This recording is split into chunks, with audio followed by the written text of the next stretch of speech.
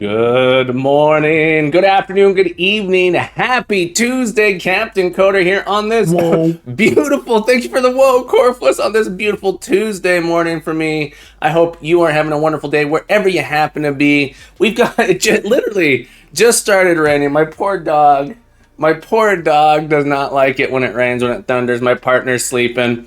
So we'll see. My dog might not like, thank you again, Dragon Spirit Games, thank you for the whoa. My dog doesn't like when I stream because I'm a little bit too loud for him. He gets a little bit, I see him down here at my feet going, Dad, I don't know what to do. So we'll see. If the usually doesn't rain long here. We're in the desert. Desert rains are short. We're going to see how it goes, folks. But I want to thank you all for being here on this beautiful morning. Thank you guys so much for joining me. We got the first person here, folks. This Sijian, thank you so much for being first, my friend. You were first. Sijian was here days ago, came into the chat, said first. So Sijian, you have rightfully claimed your place as the first. So thank you so much for being here with us, my friend. We also got Corfless.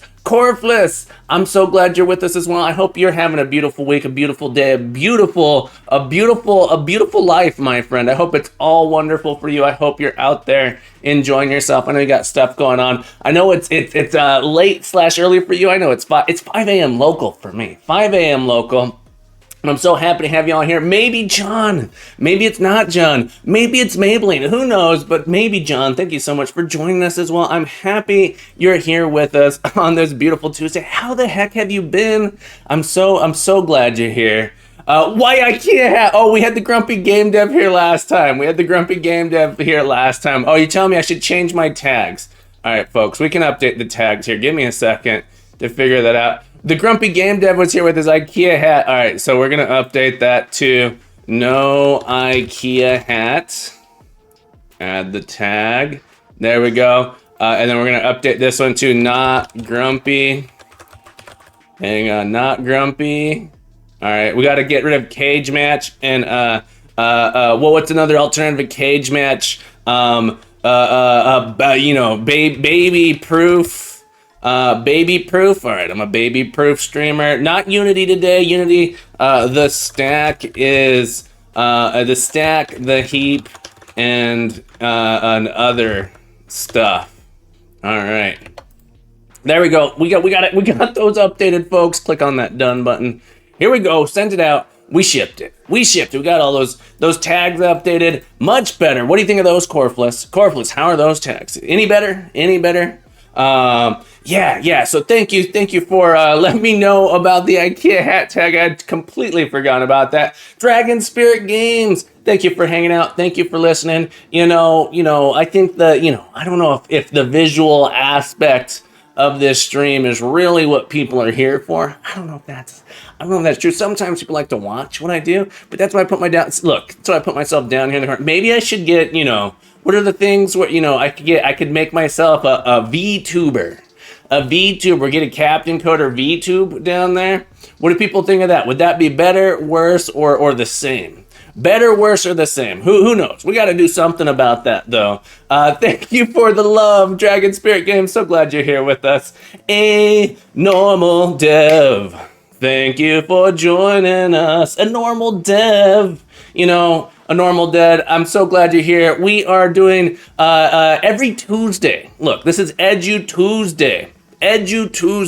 We're doing data structure and algorithms. But what I decided I wanted to talk about the stack, the heap. What is a reference value? What is what does it mean to pass by value? What does it mean to pass by reference? What do those even mean? We're going to talk about today. We're going to demystify the mystification of the stack, the heap. You may have heard about the stack. You may have heard about the heap. But what the heck are they really? Those are just words. Those are just buzzwords. No one knows. No one really knows what those mean. All right, but we're going to check it out. And Coding Chemist, I'm glad you're here, my friend. Welcome back. Welcome back to the stream. Coding Chemist, what have you been up to? What are you working on? How things going out there in chemistry land? I love it. Wavy, I'm so glad you're here. Thank you for that rave emote. I'm loving that. That dancing guy, the little dancing guy, really cute. Love that emoji, my friend. And Snabble, Fuel, Snabble. How are you today? I hope you're having a Beautiful day.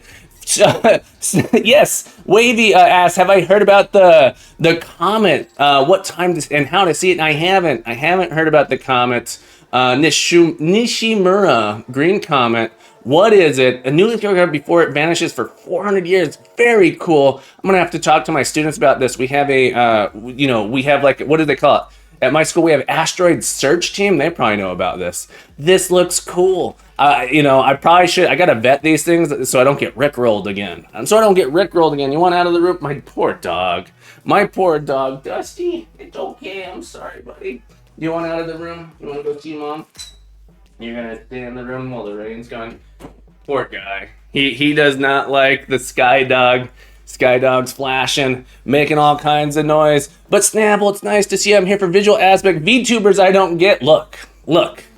Sometimes you get it, sometimes you don't. Sometimes you're a VTuber, sometimes you're not. Sometimes you just feel like a nut, and sometimes you don't. On hacks, it'd be worse. I want to see you. All right, folks. I think the votes are in. Captain Coder will remain a human tuber. Is that what we're called? Just a human tuber?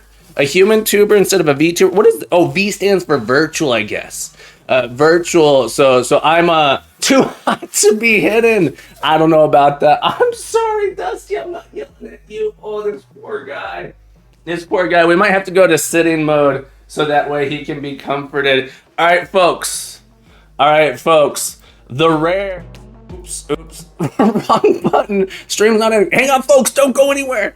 The rare seated Captain Coder coming up, folks. We're switching to sit mode because my poor dog needs me to be sitting. The rare seated Captain Coder's happening, folks. So you were. I don't think I've ever streamed while sitting.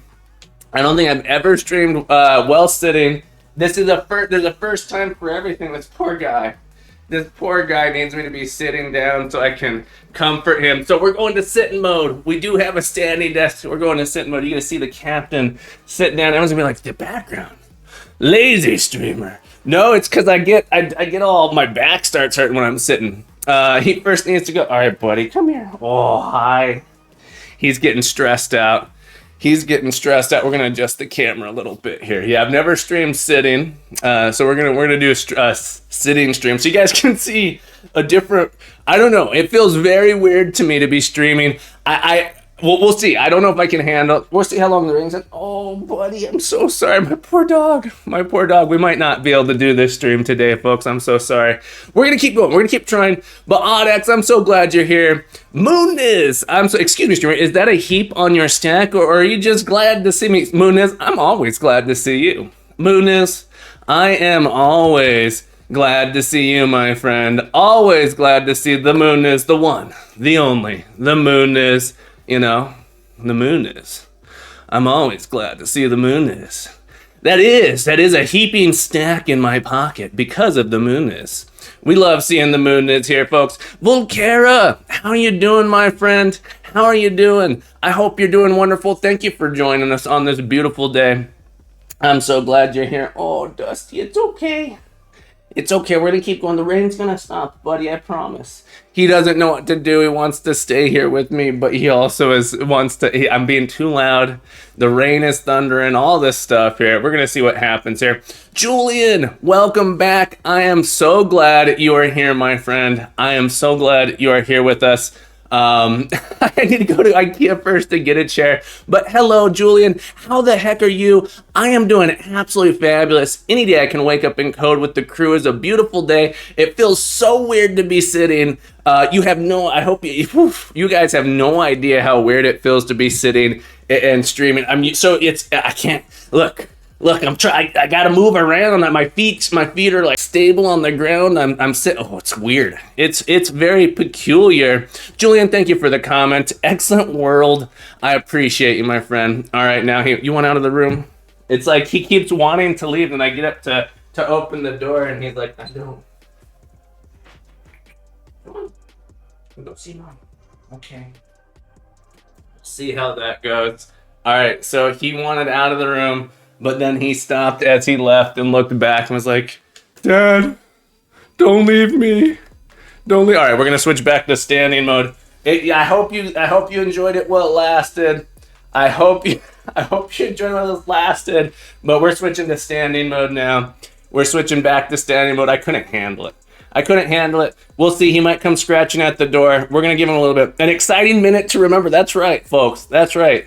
You saw it here first. The captain can sit. The captain has working knees. Those knees do work. Roy Koo, how you been, my friend? I hope you're doing wonderful. Roy Koo. Thank you for the math. Roy Koo, folks, I'm so excited. Captain Sitter, that's right. Captain Sitter, sitting down, sitting on that lumpy crown, lumpy throne. I don't know. Look, I'm not a singer. Look, I don't know how words work. Still don't believe it. The captain is sitting. Yeah, we're back. We're standing. I gotta adjust this again real quick. I feel like it's interesting when I sit. Oh, that just means my desk. I don't know. I don't understand. Look, I don't understand. Look, I'm not an understander. Daniel, welcome back to the stream, my friend. Daniel, how the heck have you been? You still playing Metal Gear Solid? Is that what you've been working on over on your YouTubes, on your YouTube streams? Daniel, the incredible streamer. Cody, I always thought the captain levitated. No levitation here. If I levitated, it'd be like floating up and down. I'd be a bobbing head. You beat it 2 months ago. What have you been posting on my stream, on the self? Sorry, it's been a while, Daniel. I haven't been over there in a while. Let's check it out. One sec. In the self promotion, you were promoting. I could have sworn Red Dead. That's what it was. Red Dead Redemption. The face there. Red Dead Redemption 2. RD. Red Dead Redemption, but not Dragon. Daniel, I'm so glad you're here, my friend. I do have a lower body. It is confirmed. In fact, someone called me out one time. Was like, Captain, please don't. I stepped away to pick something up, and unfortunately, a moon appeared, and I feel real bad about that. But that's okay. It was a once in a lifetime opportunity, and no one clipped it. So it worked out. All right, what are we working on today? Folks? We are talking about the stack, the heap, computer. How does memory work? What is a computer? Full moon every 24 years. That's right. And that is how I met you. Exactly, Moonness. That is exactly Moonness. And that's how I met you, Mutter. All right, so what is a stack? First off, this is a modern tech stack. This is not the stack we're talking about. We talk about lamp stacks. We talk about all kinds of different programming stacks, technology stacks. What is a stack? What are people using? Look, where are my false teeth? That's a question we often have to ask ourselves, is where do my teeth go? But let me get my Remarkable set up here. This is not the stack you're looking for. That's right, Dragon Spirit Games. It is not the stack we're looking for. But, a stack really, the word makes a whole lot of sense. In fact, maybe I should show you my desk. I probably shouldn't, but I have stacks. A thing all over my desk. And it's a good, like the name makes sense, because a stack is a thing that you put things on top, you put things on and you take things off. It's hard to take things out of the middle of a stack. It's kind of hard to take things out of the middle of a stack. And in the computer science, a stack, the things in the middle, you can't get to them. And we talked a little bit about stacks a few weeks ago. Where's my Remarkable program? Remarkable. Where are you? RM, there you go. Do we need Tower of Hanoi? We might do a Tower of Hanoi simulator. I actually think Tower of Hanoi is a really silly problem. Everyone uses it as like the quote unquote de facto recursive, data structure type thing, where you talk about, not recursive, but recursive problem. But it doesn't, look, it only works with 3 stacks. If you add in a 4th stack, the recursive solution no longer works. If you add in any more than 3, you can't do the recursive solution. And so it's kind of a silly example in my mind, but everyone always likes that one. Everyone always likes that one for some reason. I think it's just it is kind of an elegant solution. I prefer doing trees and stuff. All right, we're gonna get this up. What is a stack? What is a stack? Let's talk about it. This Tower of Hanoi don't need stacks. You can solve the Tower of Hanoi without a stack. Tower of Hanoi problem. All right, so maybe we'll talk about Towers of Hanoi here. I like doing trees, yeah. I'm a tree climber, folks. I'm a tree climber. I climb the trees. I'm a climber. I pick things up. I put them down. All right, so what is a stack? What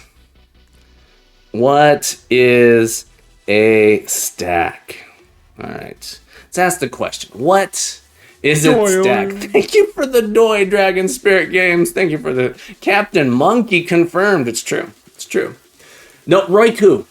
Don't apologize, my friend. You don't have to apologize. You've done nothing wrong. You've done nothing wrong. You're just saying it how it is, and that's okay. That's okay.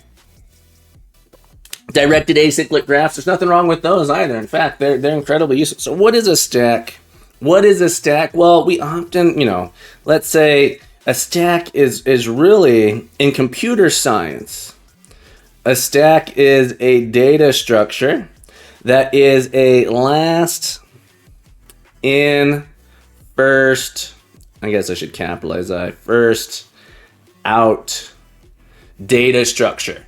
Last in first out collection. This means the last thing you put into the data structure is the first thing you're going to get out. So let's imagine, it kind of looks like this. Let's say we have a bunch of numbers. All right, so we have a bunch of data we want to store. You can put it in a list. You have a 5, we have a 7, we have an 8, we have a 10, we have a 2, okay? And we're going to add these in this order: 5, 7, 8, 10, 2. 5, 7, 8, 10, 2. In a stack, if we call add, in a stack, we call this a push. Push 5, 7, 8, 10, 2, all of those things. Lakia Gaming, thank you for the raid. I don't know exactly. Did we get a whoa? Did a whoa come by on the screen? Lakia Gaming, thank you for raiding me. Shout out to Lakia Gaming. Thank you so much. I missed it. It didn't go off in my head. Folks, if you guys don't know, I know we're going to take a quick intermission here. Quick break here from What is a Stack? But Lakia Gaming, incredible streamer. Got to go check out Lakia Gaming. Make sure you click that follow button. Go check out what he's working on. Lakia, what were you working on today? I feel like I haven't been to your stream in a little while. I was in there just a little bit today. Grumpy Game Dev rated you. I was in there for a moment, and then I was prepping for the stream today. But yeah, I hope you're doing well. What did you work on? If you got a raid and run, no worries, my friend. But thank you for the raid. Thank you, raiders. I hope you're having a beautiful day. For anyone who doesn't know, I am Captain Coder. Captain Coder is me. And me as a computer science educator, I teach computer science and programming to computers at 10 people. I can't say that fast. I teach computer science and programming to students at a school for age 10 to 14. Look, talking is not, I'm a programmer, not a talkologist. This stream is dedicated to learning and coding and growing together, my friends. Learning and coding and growing together. So if you want to learn something, if you have any questions, don't hesitate to ask those questions. You can also use the questions command. I'll cue them up here. Lakia says, today I was making 3 models of space stations for my space racing game. Very cool. Corpless, no worries, my friend. Have a good meeting. Remember to keep coding, keep growing, be the best you can be. And you're welcome back anytime, my friend Corpless. I'll see you again soon. Have a beautiful day. Saying it slower didn't make it better. I know, Roiku, it's true. I tried to slow it down. It didn't work. Maybe I should have tried to go even faster.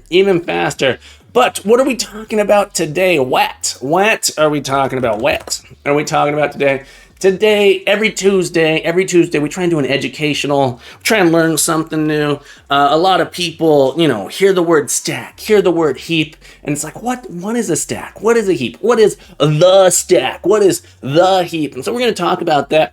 Those are 2 things in most programming languages these days use a stack, use a heap to track memory, and we're going to talk about those. So the first thing we're trying to define here is, what is a stack?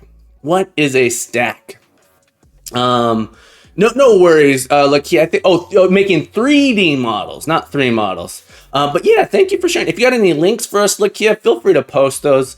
So if you have anything you want to share with us, we'd love to check it out. But we're talking about what is the stack. A stack is a last in, first out data structure. LIFO. We got LIFO data structure, we got FIFO. That means if we were to add, so add 5, add 7, add 8, add 10, and then we call remove, we're gonna get 2, 10, 8, 7 back in that order. And we think of the stack as you put things on top of each other. So a 5 comes in, we sort of can think of our data structure as this sort of slot. We put things in, 5 goes on the bottom. 7 comes in, we put an 8, and things keep filling up inside of this 10, 2. So it goes bottom to top. And when you take things off, they come off the top. So push and then pop will remove the topmost thing. So we get a 2 back. When we pop it off, it comes off the top. We call pop again, we get a 10, and so it takes these things off the top. There's also another thing we use called a peak. So the stack is a stack, not the stack. A stack is the data structure. We put things on top and we take things off. So why would you ever want to do this? Why would you ever want to do this? Archon says we would visualize it as a stack of plates. Hard to grab the bottom plate from a stack. Yeah, it's hard. So if we wanted to take this 5 out, right? Say we wanted to get to this 5. If we wanted to remove it, it's hard to get to it because it's underneath these other things. Stack of books is the other one. I almost wanted to show my desk here because it's sort of crazy. Here's a good example. Here's a container. Here's a container here of coasters. This container of coasters. I actually can't take the bottom one out. I can't take the bottom one. I have to take the top one out to get to the other ones. I have to pull them out like this. So in my coasters here, it's in this stack and it's in a container that's preventing me from getting to the ones underneath. Why? So the question comes down to why would you want to organize your data in this way? Any ideas why you would want to organize data in that way? Archon the Great, thank you so much for the suggestion there. I actually appreciate it. So the question is, why would you ever want to organize your data in this way? What is the point of organizing your data in this way? And while you're thinking about it, we're going to go check out Lakia's Steam page here, folks. Lakia, we're going to go check out Hexracer. Daniel, congratulations on college, my friend. 2nd week now. How are you? How's it going? I remember being really nervous my first weeks of college. Settled in though. I had a great time in university. I hope you're enjoying it. I hope you're not too nervous. I know I was. But yeah, I hope it's good, my friend. I'm glad to hear you're out there getting yourself that higher education, and I hope you're enjoying it. Folks, be sure to give Lakia some love. Go to get the Hexracer, add it to your wish list. Scared of getting bad grades. I wasn't. I was, I'm a teacher. I shouldn't say this, but I was not very incentivized by grades. I wasn't very grade focused. I did well in all my computer science classes. I was a music major. I failed a few classes. I'll say it. I failed a few classes. I had to retake. This one's funny because calculus is one of my favorite subjects. I had to retake calc. I failed calculus the first time I did it, and I had to retake calculus 1. Here's the craziest part. I took calculus when I was in high, before college. I took calculus A, B, and C. So there's calculus class. I took them and I failed it in college.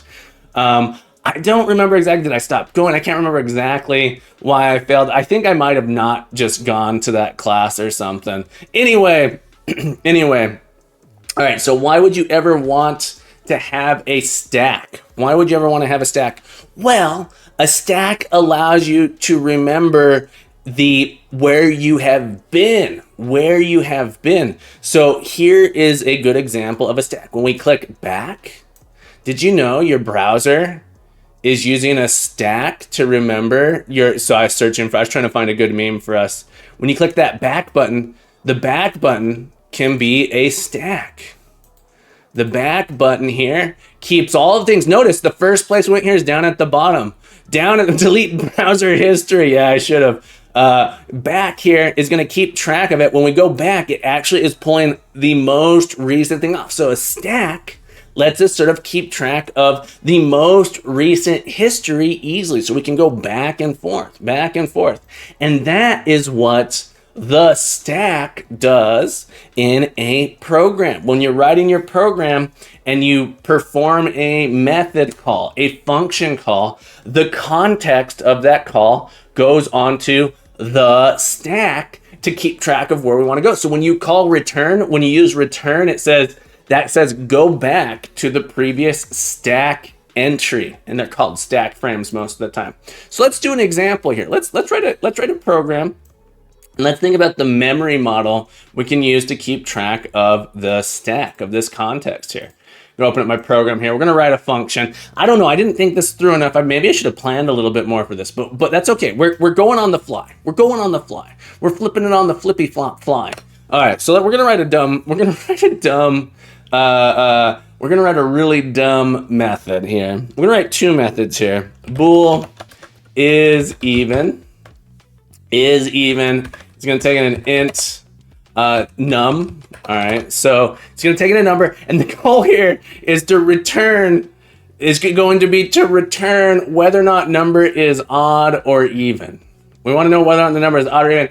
And we're going to assume we're really, really dumb. All right, so we're going to say if num is equal to 0, so if num is equal to 0, we're going to return true.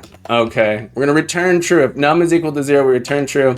If num is bigger than that, if num is bigger than that, we're going to have another method here. Bool is odd, int num.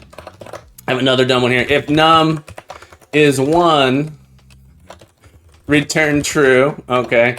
Otherwise, we want to say, is it odd? Otherwise we want to say, well, if it's not 1, return is even on num. All right, so we're going to define this really dumb thing here, is odd num, like this. Okay, so and is this right? We have to, I think this, look folks, what's going to happen here? Class complete, Royco, I'm glad. Why do we need to assume we're really dumb? I'm already there. Look, maybe I don't know about the modulus operator. Maybe I want to write the world's slowest function. Whatever it happens to be, we can do it. We have the technology. All right. So this program is not a good program. This program is not going to do anything of value here. All right. So if it's equal to 0, we know it's true. And the idea is, okay, well, otherwise we check if it's odd, and if it's 1, then it must be odd. Otherwise we go back and forth. And we sort of need to reduce this problem somehow. And so I'm actually going to say something like, if it's we're gonna what else can we do? If num equals 1, return false. All right, well, I'm gonna assume I don't know how to do anything except subtraction here. You're studying JavaScript, HTML. Gotcha. Are you in a web dev class, Daniel? This is a bad example. We're gonna start over. Void. Jimmy Clever says, I was the slow and lazy student during my school years, yet I was proficient with algebra and typing class. I did great in school for the most part, but I was a very lazy student. I was not a big fan of school. I did not have a good time. I don't like what I'm doing here, but let's stop. Okay, here's what I'm gonna do instead. I'm gonna write a method, void. I should have come up with an idea. I should have come up with a better idea here of what I wanted to do. All right, maybe. Here we go. Int factorial int of n. All right, so we're gonna do a factorial here. Factorial is 5 exclamation points would be factorial. Goes to 5 times 4 times 3 times 2 times 1. Similar, 4 factorial is equal to 4 times 3 times 2 times 1. 3 factorial is equal to 3 times 2. 3 times 2 times 1. Okay. So one thing you might recognize with this is that 5 factorial is actually equal to 4 factorial. 5 times 4 factorial. 4 factorial. All right, so we actually that, and then 4 factorial is equal to 4 times 3 factorial. So that's the definition of it here. And so we're gonna write a simple, a relatively dumb recursive one. We're gonna say if n is equal to 1, we're going to return 1. Return 1. Yeah, I'm so yeah, right. Binary block. That's exactly right. You'd be right at home with the rest of us. Look, programmers. For whatever, look, the best programmers are the ones that want to do the least amount of work. I don't know if that's entirely true, but we're going to find the solution that is hopefully most efficient for us. And then we can massage the details out around that. The average goob, good morning, my friend. I hope you're having a beautiful day. Welcome back to the stream. It's nice to see you. It's nice to see you here. And Jimmy Clever, Binary Block, welcome to the crew. Welcome to the Academy. I hope you're having a beautiful day. So we have factorial here.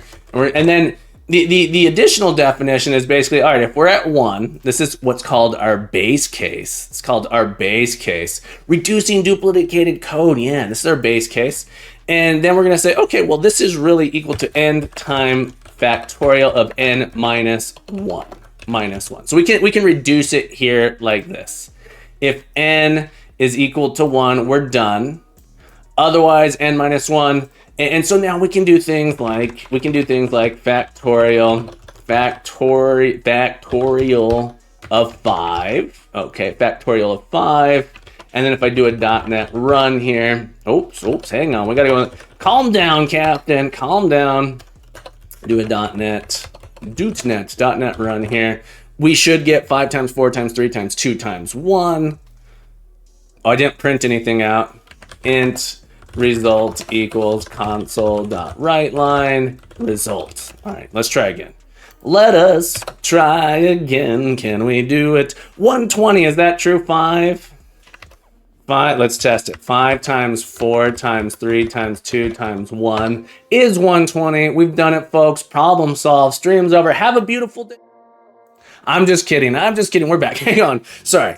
Let's figure it out. Let's figure it out here. So we wrote this program. How the heck does this really work? What's going on here? We are taking advantage of the fact that the computer is using the stack to keep track of some information for us. This is like one of the really weird things about recursion.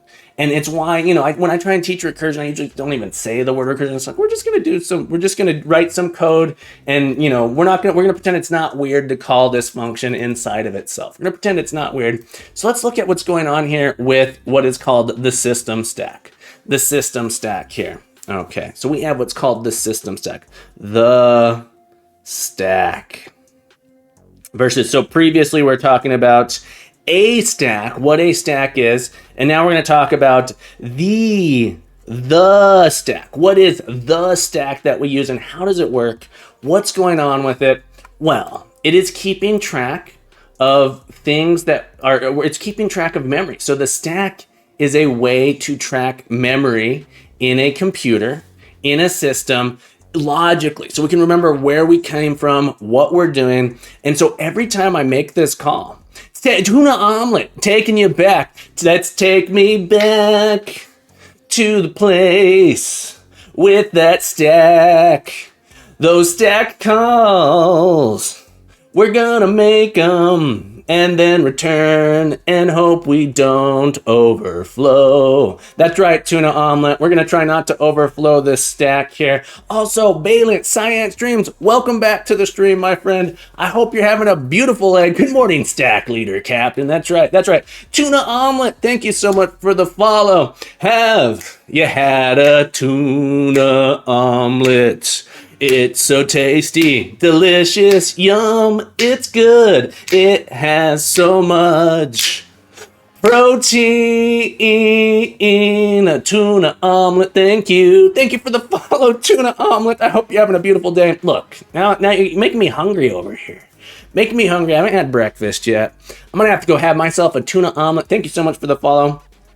And welcome aboard, my friend. Gee, happy Tuesday, my friend. I should go have lunch now. Exactly. Tuna says, Mother, our professor made us code everything in recursion after teaching it to us. Triggered my PTSD. It happens. Have you written a compiler? Nathan, yes, I have written a compiler. We didn't write a compiler on stream yet, but we did write a programming language. Do I have a link to that? Dicelang. We wrote a programming language on stream, Dicelang++. If you want to go check that out, you can. We did do that. Pumpkin Spice Cheerios, Jimmy Clever says, had pumpkin spice Cheerios from the grocery store. I just came back from Delicious. We got to give a shout out here to Science Streams, folks. Incredible. The incredible Science Streams. I can't get enough of him. Balint, I'm not satiated. I need more science. And I can't wait for tomorrow for Whack'em Wednesday. Science, did you know the Captain Coder has a Whack'em? We're joining you for Whack'em Wednesday tomorrow, folks. Don't make sure to go follow Science Streams, learn some about science, have some fun, hang out, chat, do some art. We're going to be doing some Whack'em Wednesday tomorrow with Science Streams. Science, I'm so excited, my friend. Thank you so much for being here. Wait, what are we doing with the Whack'em? We're drawing. We're killing, we're smacking bugs. No, we're not. All right. So, sorry, folks, getting distracted here. What happens internally when we see this factorial function call? When we call this method here, well, it's really interesting. So there's something really interesting that happens when we're programming here. I always try and make sure my students understand. We always say int result equals factorial of 5. Or maybe you say that, factorial 5. It's, how do we pronounce these things? What do you do? This is called, this equal sign here. Look, this equal sign, look, close. Let's get it nice and close here, just so you guys can see it. This symbol, right? Is this big enough? Is the font big enough? Folks, can anyone not see this font? Do I need to make this font bigger? Can we see the font here? Here, I'll zoom in a little bit more just so we can see it. Here. This symbol right here, this one. This symbol right here. You can see it, Science? All right, awesome. Balin, I'm glad. This here is not called the equal sign. It is. We all say equals. This is called the assignment operator. The assignment operator. It's an operator that takes the result of the expression on the right side of the operator and assigns it to the variable on the left side of the operator. You can't use it without something on the left side. You're required to have a variable on the left side. And in this case, we're going to take the value that is evaluated by using this expression, and then we're going to store that in memory in something called result. All right, we'll zoom back out so we can see the whole program. Sorry if that was too in your face. I know we got close there. I know we zoomed on in. So when we start up our program, in CSharp, if we're doing CSharp .NET 6 and above, CSharp 11, I think, CSharp 10 and above, we have what's called a top-level program. It turns out there's some magic going on here. We actually have a class, public. There's a bunch of stuff around here. This is actually inside of a method called main, all right? And so when our program starts up, we create a context on the stack, and this is called our stack frame, and we actually have a thing called the main method. Main method. So this is our main method here. It's on the stack, and all of the variables that you use inside that method exist on the stack. So here we actually have result. Notice I have an int here, result, and we don't know the value of result yet until after we call factorial. So result is going to be equal to something. We don't know yet. We don't know what result's going to be equal to yet. We haven't calculated it. And so we actually need to be able to figure out what is happening here. The Dev Dad, welcome back, my friend. I hope you're doing well. How you doing on this beautiful day, Dev Dad? Dev Dad, how you doing? How you doing, Dev Dad? All right, so when we evaluate, it's interesting because we need to evaluate right to left. We have to evaluate the thing on the right first. And so we create another stack frame. We create a stack frame on top of main here, on top of main, and this one is called factorial. Factorial. And remember, we actually have to have space for all of the variables here. That, and let me try and write more clear here. Factorial. I should have given myself more room. Factorial here. And this variable n exists on the stack. N gets set here. And when we call it, we actually pass this value in. This 5 here gets passed into this method here and assigned to n. Assigned to 5. N takes on the value of 5. And so n is equal to 5, like that. And we know where to go back. Remember, the stack is kind of like a browser history. It helps us return. We need to know where we came from. Where are we coming? Where did we go? When, what do we do when we return Cotton Eye Joe? Cotton Eye Joe needs to know where to go. Hatchet C182, thank you so much for the follow. Hatchet. I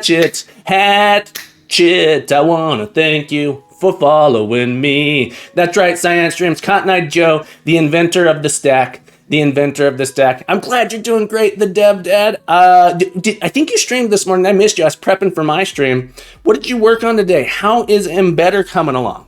All right, so we have the stack here. And we got to give a shout out to the Dev Dad here in just a moment. But the incredible streamer.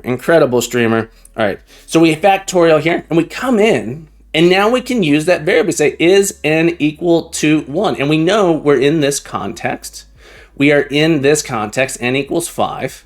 And so we can say, no, we're not equal to 1. And so we come on down and we start doing this calculation. And to perform this calculation, we actually have to put on another stack frame.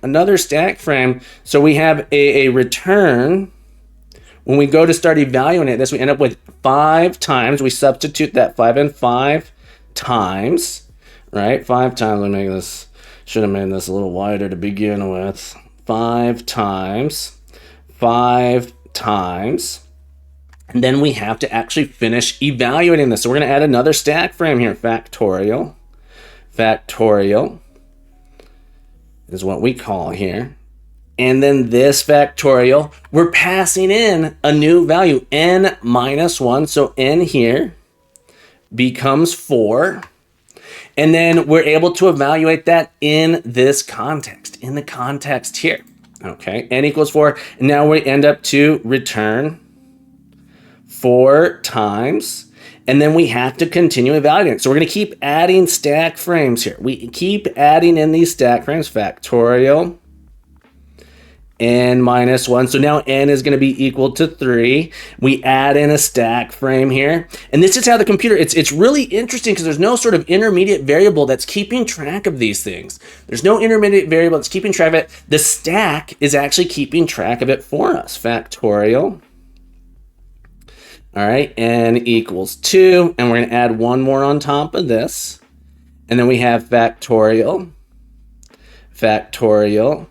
N equals 1. All right, so once we get to n equals 1, we're actually at our base case. We're able to return 1. And so we pop this stack frame off. We pop it off and we have return 2, because n was 2. 2 times the result is 1. This evaluates to 2. And so this now pops off. We return that value down the stack. All right, return 3 times 2. We evaluate that. That becomes 6. And we hand 6 back here. This becomes 4 times 6. 4 times 6, math is hard, 24. We pass that back. 24. Is that right? 24? Yeah. And then we pass that back to main, and now we have 120. And so we can use this to create sort of a sequence of events, a logical set of events that we're going to do. And one thing you can think of here is that recursion, and I'm pointing here, recursion is actually a way to do loops. Notice we're doing this loop here. It says, oh, I'm not done.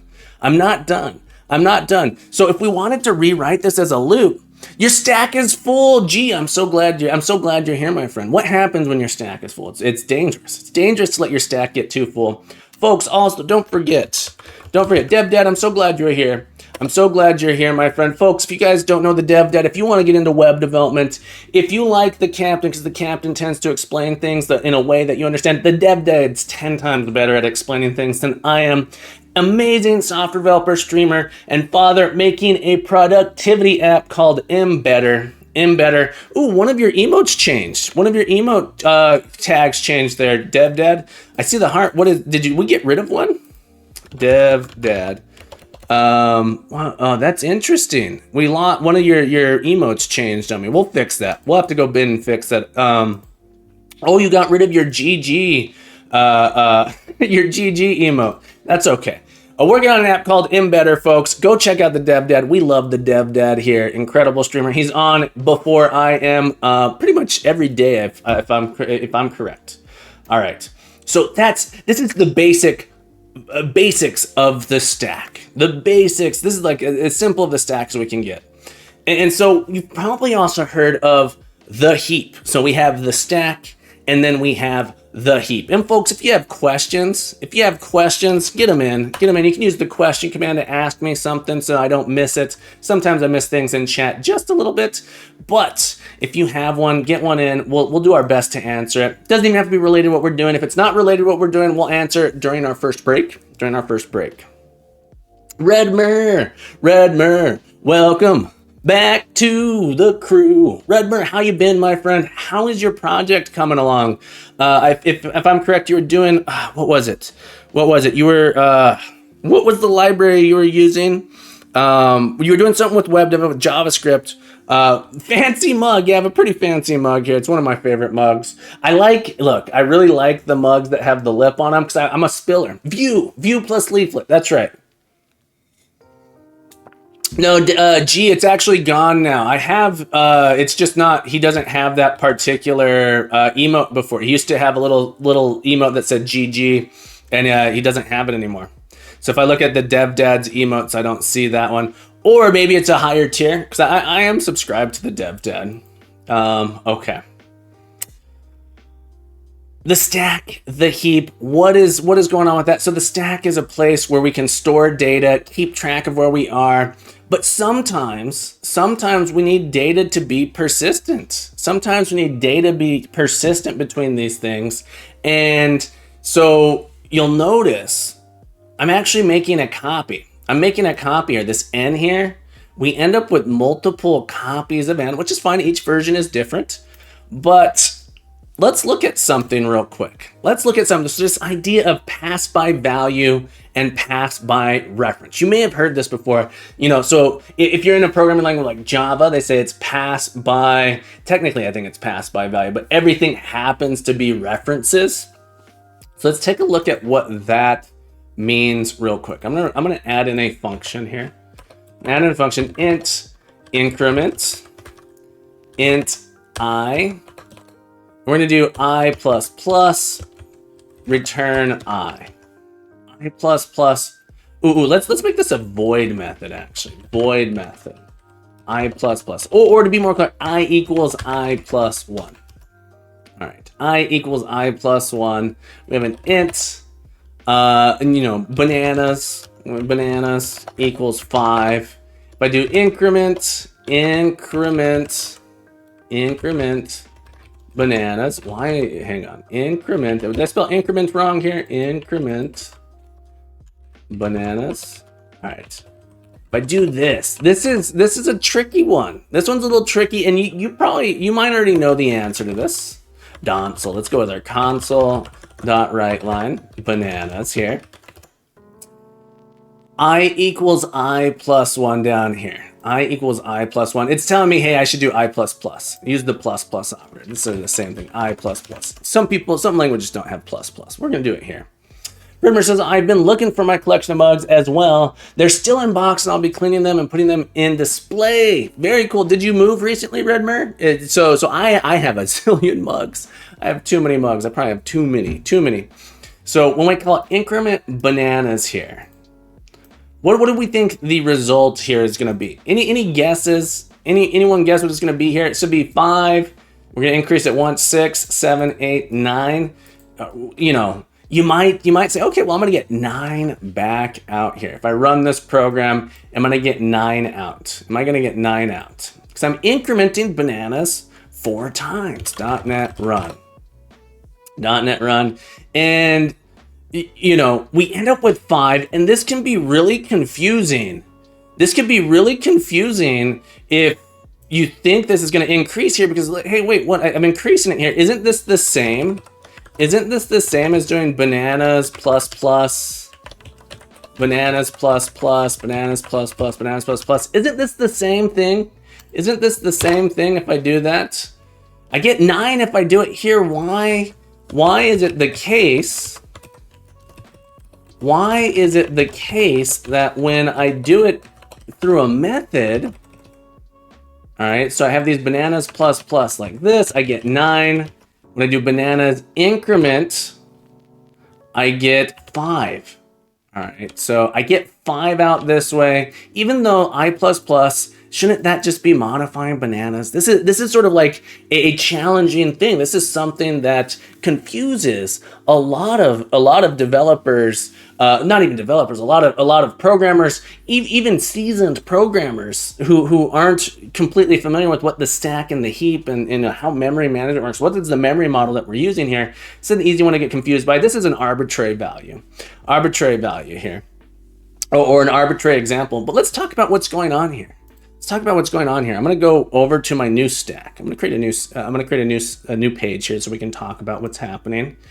And Profits TV, profits. How are you? We are making lasagna. That's right. This is a recipe for lasagna, folks. That's object-oriented spaghetti. Object-oriented spaghetti, also known as lasagna. So what is going on here? And if we understand what is happening when we make a call to the stack, when we make a function call, when we make a method call, what is happening on the stack is super useful here. So we're going to draw this out a little bit. I'm going to give myself some extra space here. We're in our main. We are in main, right? We are in main.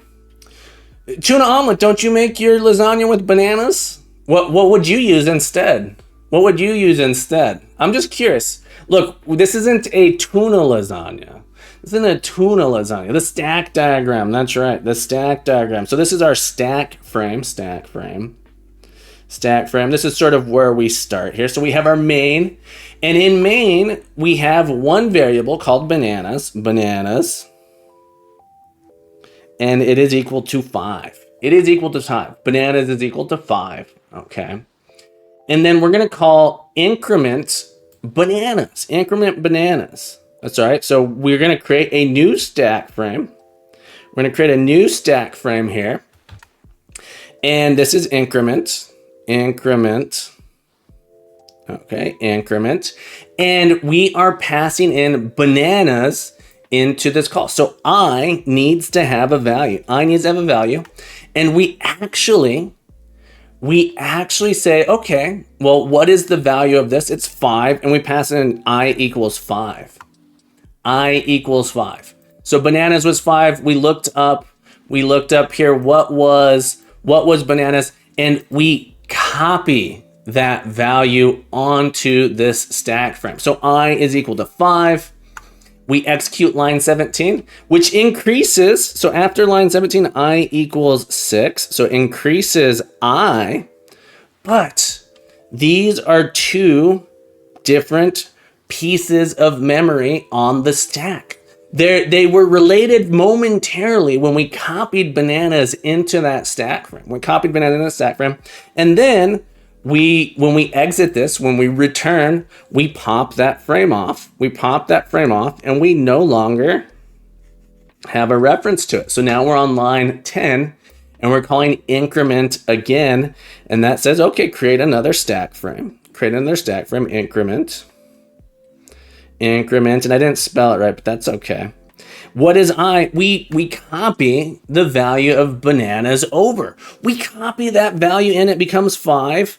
Oh, I remember when I learned this was a huge breakthrough in my mind. I was like, oh, we're copying that value. So this is what's called pass by value.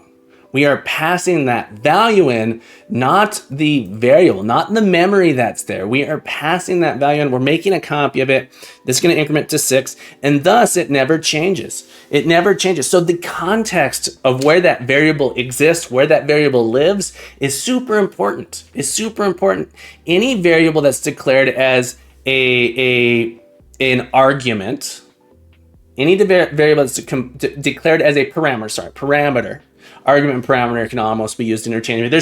There's some minor differences, but the parameters, we make a space for those on the stack. Any variable declared inside of a stack frame is here. But yeah, so we copy those values. We copy those values over. And so that's really interesting. So the stack is one place where we store data. There's one place we store data. The other one is the heap, which we haven't talked about yet. The heap's a little bit trickier. Not too tricky, but a little bit trickier. I hope your face is doing, look, poorly. Don't get me too excited. I'm trying not to have too much dopamine here. Poorly. I'm trying not to have too much dopamine. I'm trying to restrain myself. Thank you so much for being here, Porgly. P. Gorley, not Porgly, sorry, P. Gorley. Let me know if I'm pronouncing, how should I pronounce that? P. Gorley, is it P. Gorley? Thank you so much for popping in, my friend. It's happy to have you here. Wooston, thank you so much for the follow. Is it pronounced Wooston? I am pretty portly. The portly P. Gorley. Gotcha. It happens. Wooston, I'd like to thank you. Thank you for following me. I'd like to welcome Luigi. 401, we've got Luigi. 401, Luigi and Wooston, thanks. Luigi, 401 and Wooston, thank you guys so much for the follow. So happy to have you here on this beautiful Tuesday. I hope you're having a beautiful Tuesday wherever you are. The dev says, how are objects passed into the method as opposed to primitive data types? Excellent question, my friend. It's almost like the dev dad is giving me, softball, one of those softball questions, those leading questions, almost like the dev dad knows where we're going. Okay. So let's do a little more. So we've learned how things work on the stack. So let's try a little something. Let's say here, Beliar, welcome back to the stream. I'm glad you're here, my friend. How have you been, Beliar? How are you doing on this beautiful day? Let's write a class here. So down at the bottom, maybe I should do this in a separate file. You know what? I'm going to do it in a separate file. Let's put it in a separate file. Here. We're going to call this a point. Do we want point or position? I'm gonna go with position. Okay, go with the position. Public class position, and a position here. We're gonna say a position has two values: public int an x position, and a public int a y position. And I'm also going to do a constructor for this guy. So we're gonna give our position a constructor. So public position int x, int y. And when we construct this guy, we'll say x and y are equal to the x and y that were passed in. Does this make sense? So I can make positions here. And I'm gonna make this a record class. Is that what I want to do? So I have a better toString on it. Maybe I'll do it so I have a better, oh, cool, CSharp Luigi. Yeah, I love me some CSharp. We're gonna make it a record class here. This is interesting. I'm gonna make it a record class. No, we're just gonna go with regular class. Let me update the toString public override toString, just so we can print these guys out. We can see what they're toString. Come on, autocomplete. Why even give me the option for autocomplete if when I go to do it, it's like, no, just kidding, just kidding. Look at how maddening this is. I got the autocomplete here, I hit enter, nothing. Got the autocomplete, I hit tab, nothing. Come on, VS Code. VS Code, you used to be so beautiful. Look, folks, can we each take a sip here? Let's take a sip for VS Code, the new C# dev kit. Hating me. Everyone, let's pour one out for VS Code real quick. A moment of silence for the old VS Code plugins that used to work so well for me and now just drive me mad. toString here. Stop it! Oh, I can't even. Oh. And this is gonna tell a public. Oh, you know what it was? Here, check it out. Here's what it was. It wanted me to type the word string override. It wanted me to type the word string first. Nope, never mind. Oh my goodness, I'm gonna lose my mind, folks. Public string. I'm off.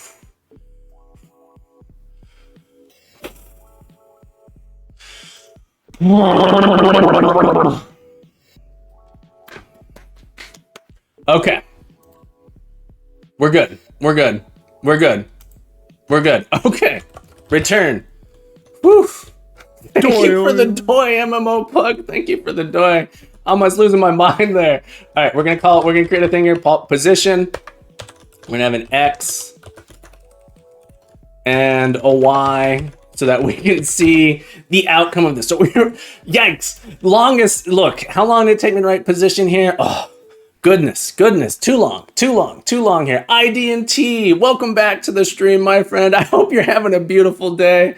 Oh, that was painful. I hope that was not as painful to watch as it was to do, because boy, that was painful. All right, so we had our banana here, our banana display. Now that we hopefully have a little bit better understanding of what's happening with these stack frames, let's look at now that we know exactly how programs work, now that we know everything here. All right, we're gonna come in here. Let me wrap this up here. Void basic stack example. Well, we're just gonna put this in a isolate this. Did you know? Fun fact. Did you know did you know? Fun fact, did you know? Fun fact, you can put a method inside of a method. I think it's just called a local function. Hey, did you know? Fun fact, did you know? You can put a method inside of this. The scope, you can scope that in there. What is going on here? This is madness. Okay. All right, so we had our basic stack. Sorry, console.writeLine bananas here. Where does that method live? Yeah, where does that method live? It's a little, look, folks, if you want to know where this method lives, if you want to know all the fun, all the details, I can't help but recommend to you, and this is a slightly old version of this book, that's okay. C# in a nutshell, one of the world's smallest books on C# has one of the world's smallest books on C# here. C# in a nutshell. You'll be able to learn all kinds of stuff. Fantastic book. Highly recommend C# in a nutshell. Essentially what's happening internally is it's like making an anonymous class. I believe it's making like a class. Read it in an hour. That's right. Read it in an hour. Nutshell. Get through it. Boom. Easy. It's a light read. 20 minutes a day. You'll finish in about a week. No, highly recommend it. It's basically, anytime you do something like this, it adds sort of this, it's going to add a sort of special hidden method inside of the class there that it can call, but it also has context. It actually creates a wrapper class that has context around it. Well, it's pretty fascinating and interesting. Highly recommend the book. That'll be used alternately as a weightlifter. Yeah, folks, that's right. Not only are you gonna get swole on C#, but you're gonna get swole every time, every page. Just lift it up. Oh yeah, every page. Whoa. Just give yourself one little lift there and get it going. Proton, the incredible proton, folks. The incredible, the amazing. the Commodore 64 guru, musician, and graphician, absolute astounding legend. Go check out Proton Fig, folks. Creating incredible, writing and assembly. Proton, how's your game coming along? Were you working on your game? I gotta know. What were you? What was it that you was doing, my friend? What was it that you were doing, folks? If you're just joining me, Raiders. I am Captain Coder. Captain Coder is me, and me is a computer science educator. I teach computer science and programming at a school for ages 10 to 14. That's my full-time job. It's my dream job. I love it. I love it so much. And today, welcome to EduTuesday. Oh, excuse me. Oh, that was embarrassing. All right, folks, I'm sorry. That just slipped out. I've never done that on stream. That's how embarrassing was it. I'm so sorry. I'm sorry about that. Excuse me. Maybe you didn't hear it. Maybe I shouldn't have. I burped there as I was talking, so I apologize. Welcome to EduTuesday. EduTuesday. We've been doing data structures and algorithms. Today we're talking about the stack, the heap, memory management. Thank you for the doy, Lance. Thank you for the doy. It's one of those coffee that coffee acidity just bubbling up inside of me. Wow, that was wild. All right, so we are talking about the stack, the heap. We just created a class here called position. And we're going to create some, the double raid, the double. We just got hit with that double raid, double raid, overgrown carrot. Thank you so much for the raid. Overgrown carrot. Folks, did you know it's not a regular carrot? It's not even a giant carrot. It's not even a large carrot. It's not a small carrot. It's not a baby carrot. It's the incredible overgrown carrot. So big, so big it takes up the same space as a human being, a grown human being. Overgrown carrot. Thank you so much for being here. Incredible programmer, a hacker. We work on a hack the box stuff today. Overgrown carrot. If you got a raid and run, no problem. But absolutely love having you here. Let me see if I can give you a shout out here, Overgrown Carrot. You guys got to follow the Overgrown Carrot. This guy's amazing. Overgrown Carrot, not only, look, you guys know I will sing you a song. For example, It's Me Peeve. I think, is it It's Me Peeve? It's a me peeve. Thank you for following me today. It's Peeve. Thank you. It's me, Peeve. Just followed me. Thank you so much for the follow. You know how I like to sing? Overgrown Carrot can take any song, and he'll say it to you. He'll say the words of those songs to you. It's incredible. It's amazing. Everyone said we did an Active Directory machine from GitHub and abused access control lists to get to domain admin. Awesome. No, it's me, Peep. Thank you for being here. If I'm pronouncing that name incorrectly, if I ever pronounce your name wrong, Captain Coder wants you to feel welcome here. And one way Captain Coder can do that is by saying that name the way you want it to be said. And I'll do my best. I can't make any promises. Look, I am not, what am I?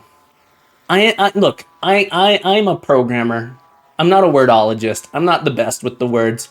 But we got Chad B. Noob.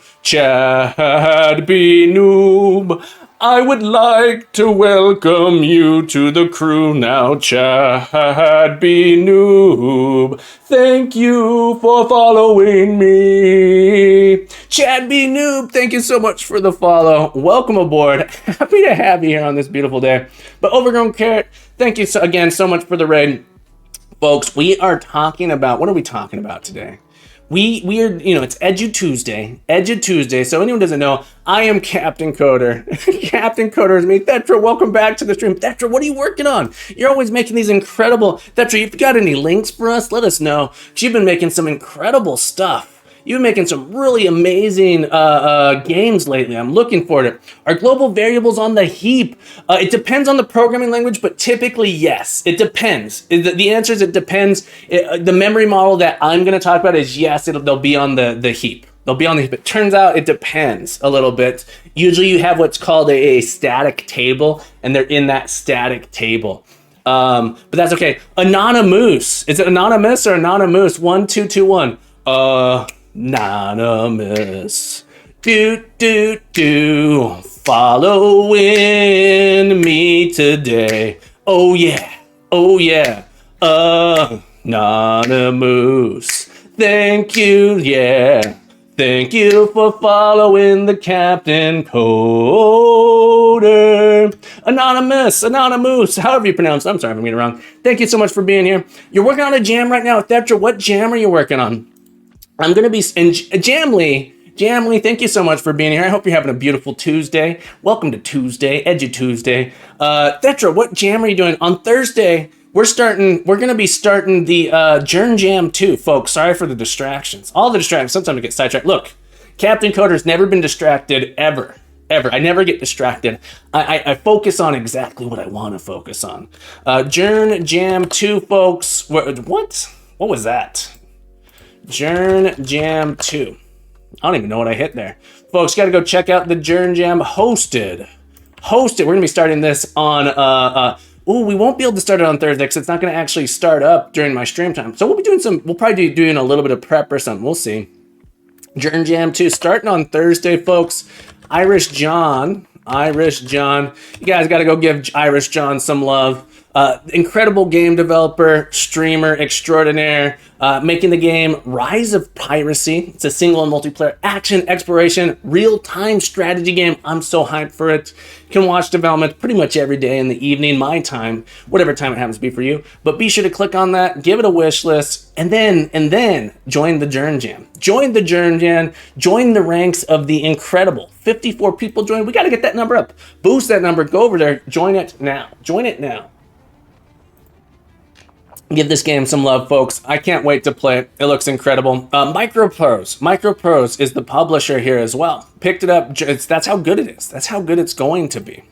Jamly977, thank you so much for the follow. Jamly977. Jamly, I thank you for being here today. Jamly, thank you so much for the follow.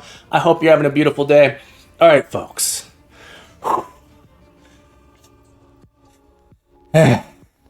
Little sweaty over here. I got the double raid coming in with the proton, with the overgrown carrot. We got so much happening.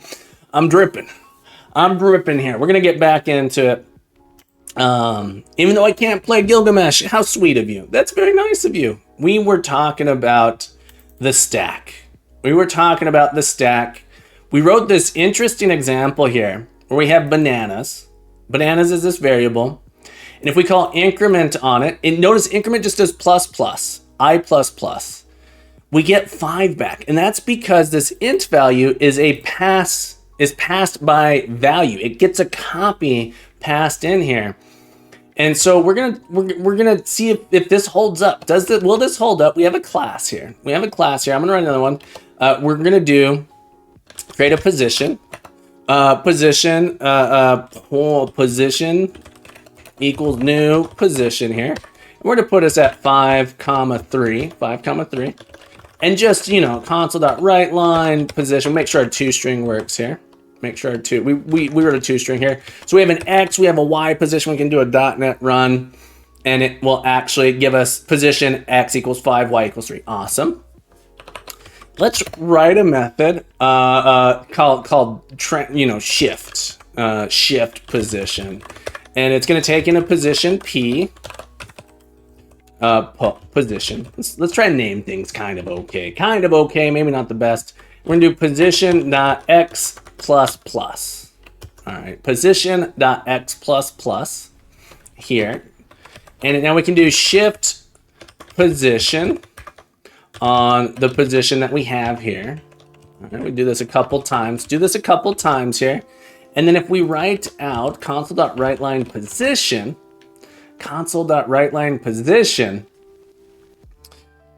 when we were doing our banana example, this integer value did not change. It doesn't change. What do we think is going to happen with this position here? We're just doing position.x++. Let's check it out. We're incrementing .NET run. Let's check out what happens here. And this is one of those things that's a little bit confusing. It's kind of like, wait, what? We just learned that it copies things onto the stack, but now this 8 is changing. What in tarnations? What in tarnation's going on here, folks? This 5 got changed, but I thought it was copying everything over. So what's happening here? This is where there's a difference between our stack and our heap. Our stack and our heap store memory in different ways, and they have different purposes. So let's take a look at what's happening here. Let's take a look at what's happening here, why this is happening. So we have we're going to start with a blank stack here. Remember, we always start and things that C# does auto-magically. That's right. Auto-magically. Well, you know, in some, it's this new keyword that is doing something interesting, kind of. This is just actually calling a constructor. Objects passed by reference. Well, maybe it's passed by reference. It's still, no, so C# is still a pass by value. Yeah, so let's take a look at what's going on here. Well, there's a lot of good points coming out. Pass by reference. C# is a pass by value programming language. We don't pass by reference in C#. Unless we do, it turns out you can say ref. We only pass by reference if we actually put the keyword ref in C#. Not all languages let us do that. Not all languages. So we're actually passing by value still. We're still passing by value. But what is the value that we are passing? That's the question. What is the value that we're passing? So we have our main stack frame. This is our main stack frame. We have one variable called position. So the important thing to remember here, the important thing to not even remember, the important thing to understand here is that the stack has limited space. You can think of these cells. We kind of only have one spot for this data to exist in. And our position is a class. This is short for classification. And it actually is storing multiple things, X and Y. And when we construct this, we set it here, we actually have to go and evaluate before we can assign. We can't just say, oh, well, it's 5, right? We can't say, well, it's just 5. We need to evaluate this new keyword. And in C# and in a lot of languages, for essentially, if you're thinking about objects, a class here, when we instantiate, the new keyword says we're going to instantiate, we're going to construct it. We have this thing over here called the heap. Okay. The heap exists over here, and we create a data object. This is where the word object-oriented programming is interesting. You have objects and other data. Anything that the heap is where your data objects live. And this thing has an X that has a 5 and a Y that has a 3. And we have some extra information typically, the compiler tends to do, that tells us that this thing happens to be a position. There's a little bit of extra information attached to this thing. And the value that is stored here is actually just kind of an integer. It's a memory address that points to where this thing is on the heap. So the heap's sort of like this sort of blob of memory that you have that's separate from the stack. So we actually have to take, when we see it, it's not too slow, but we have to take the time to instantiate and construct this thing. So when we create an object, when we instantiate an object, we actually have to do it in memory. We have to say, okay, we have to go over to this memory, we have to do it, we have to allocate it, and then in C# we have to track that. We have a garbage collector. There's a bunch of extra stuff that happens with it. And now when I call this method shift position,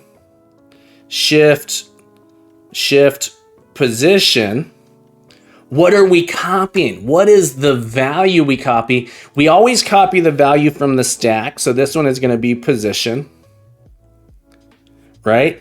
And it says copy. I want you to copy that value. And the value we copy is the address. The address here. So this is also pointing at the same thing. Okay. And interestingly enough,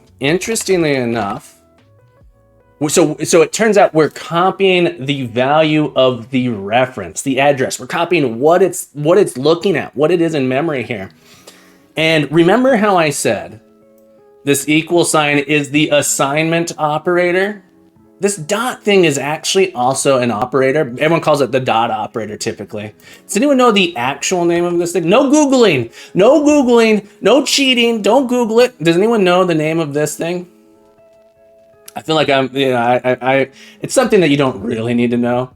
This is the member access operator. The member access operator. It says, let me touch that member. Access dereference, yeah. Belier, that's exactly right.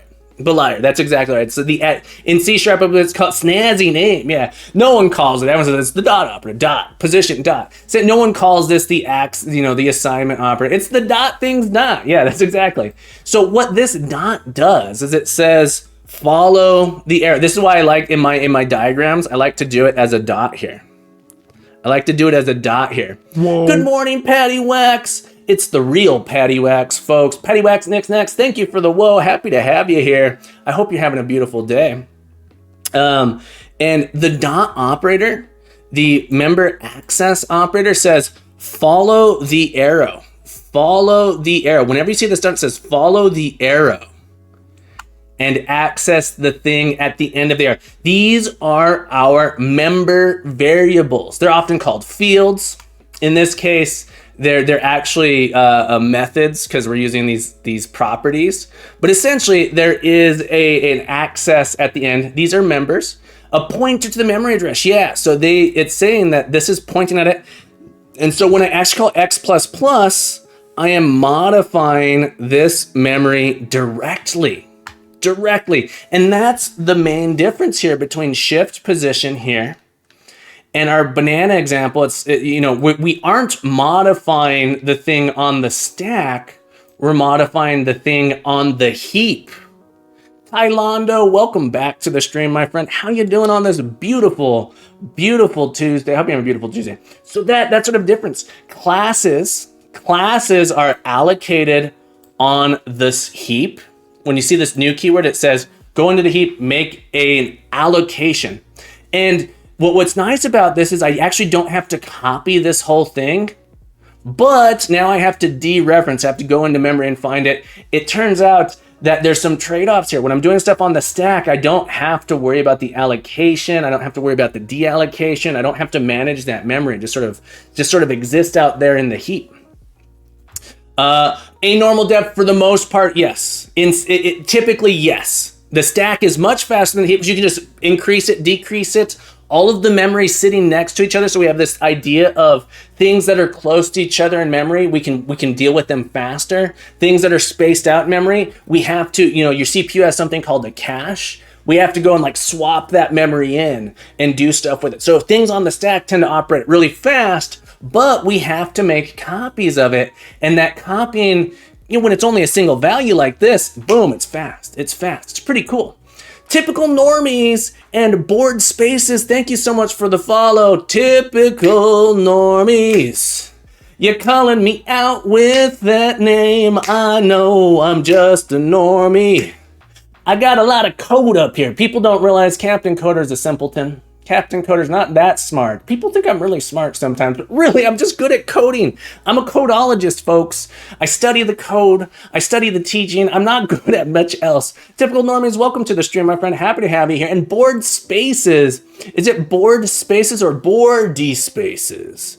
Welcome to the stream, my friend. Board spaces, board spaces. I hope I'm not boring you. Welcome to the stream. Happy to have you here on this beautiful day.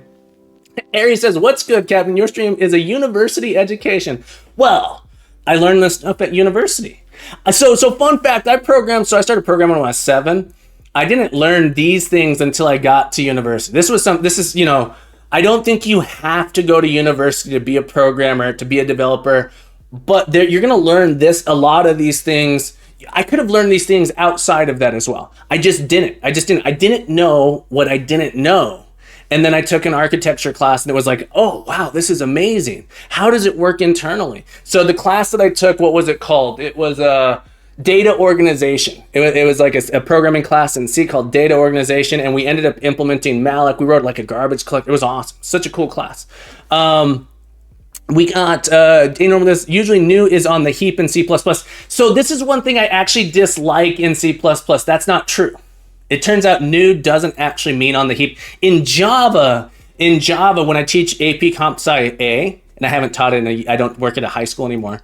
The new keyword, I would say, the new keyword means that it's going to be allocated on the heap. In C Sharp, that's not true. It's true if it is a class. It is true if it is a class. One of the awesome things about C Sharp is it gives us something called a struct. We can do structs, and those are things that will be allocated on the stack. So we'll talk about that. We're going to talk about that momentarily, folks. We've been going for an hour and a half. I got to take a break. I'm out of bean water, folks. The captain, we got to get that dopamine. We got to get, look, I'm talking about the stack. I'm talking about the heap. I get some dopamine going. I got to get myself some more bean water. I'm out of regular water too. As I take a sip of regular water. That water is good. That caffeine, not dopamine. Yeah, we got to get ourselves a refill here. We got to get that bean water. Finite Singularity, welcome back to the stream, my friend. I hope you're having a beautiful day. Dramolks, it's nice to see you as well, my friend. Folks, give Finite Singularity some love. Shout out Finite Singularity. Incredible streamer. Love hanging out over there. Attention all lurkers. This is your captain speaking. The captain has a very special guest in the chat today. Finite Singularity. Give Finite Singularity your love. You see this little heart here? You see that heart? Click it. You know you want to. Give him some love. We love Finite Singularity. How have you been, Finite Singularity? Let me give you permission real quick. Thank you for being here. You're a real streamer, Finite Singularity. I'm over here just pretending. Permit Finite Singularity. If you have any links you want to share with us, Finite, please do so. Really getting called out there. Board Spaces, thank you so much for the clarification there. We'll be right back, folks. I got to get myself some more coffee, some more bean water. Maybe you want to top off your bean water. When we come back, we're going to answer your questions. So get your questions in. They don't have to be related to what we're doing. Any questions, fine. Get those questions and we'll answer your questions. We're going to do some stretching. We're going to love ourselves. We're going to take care of ourselves when we come back. So hang tight, everybody. The captain shall return. Hookism. I got to give you some love. Hookism.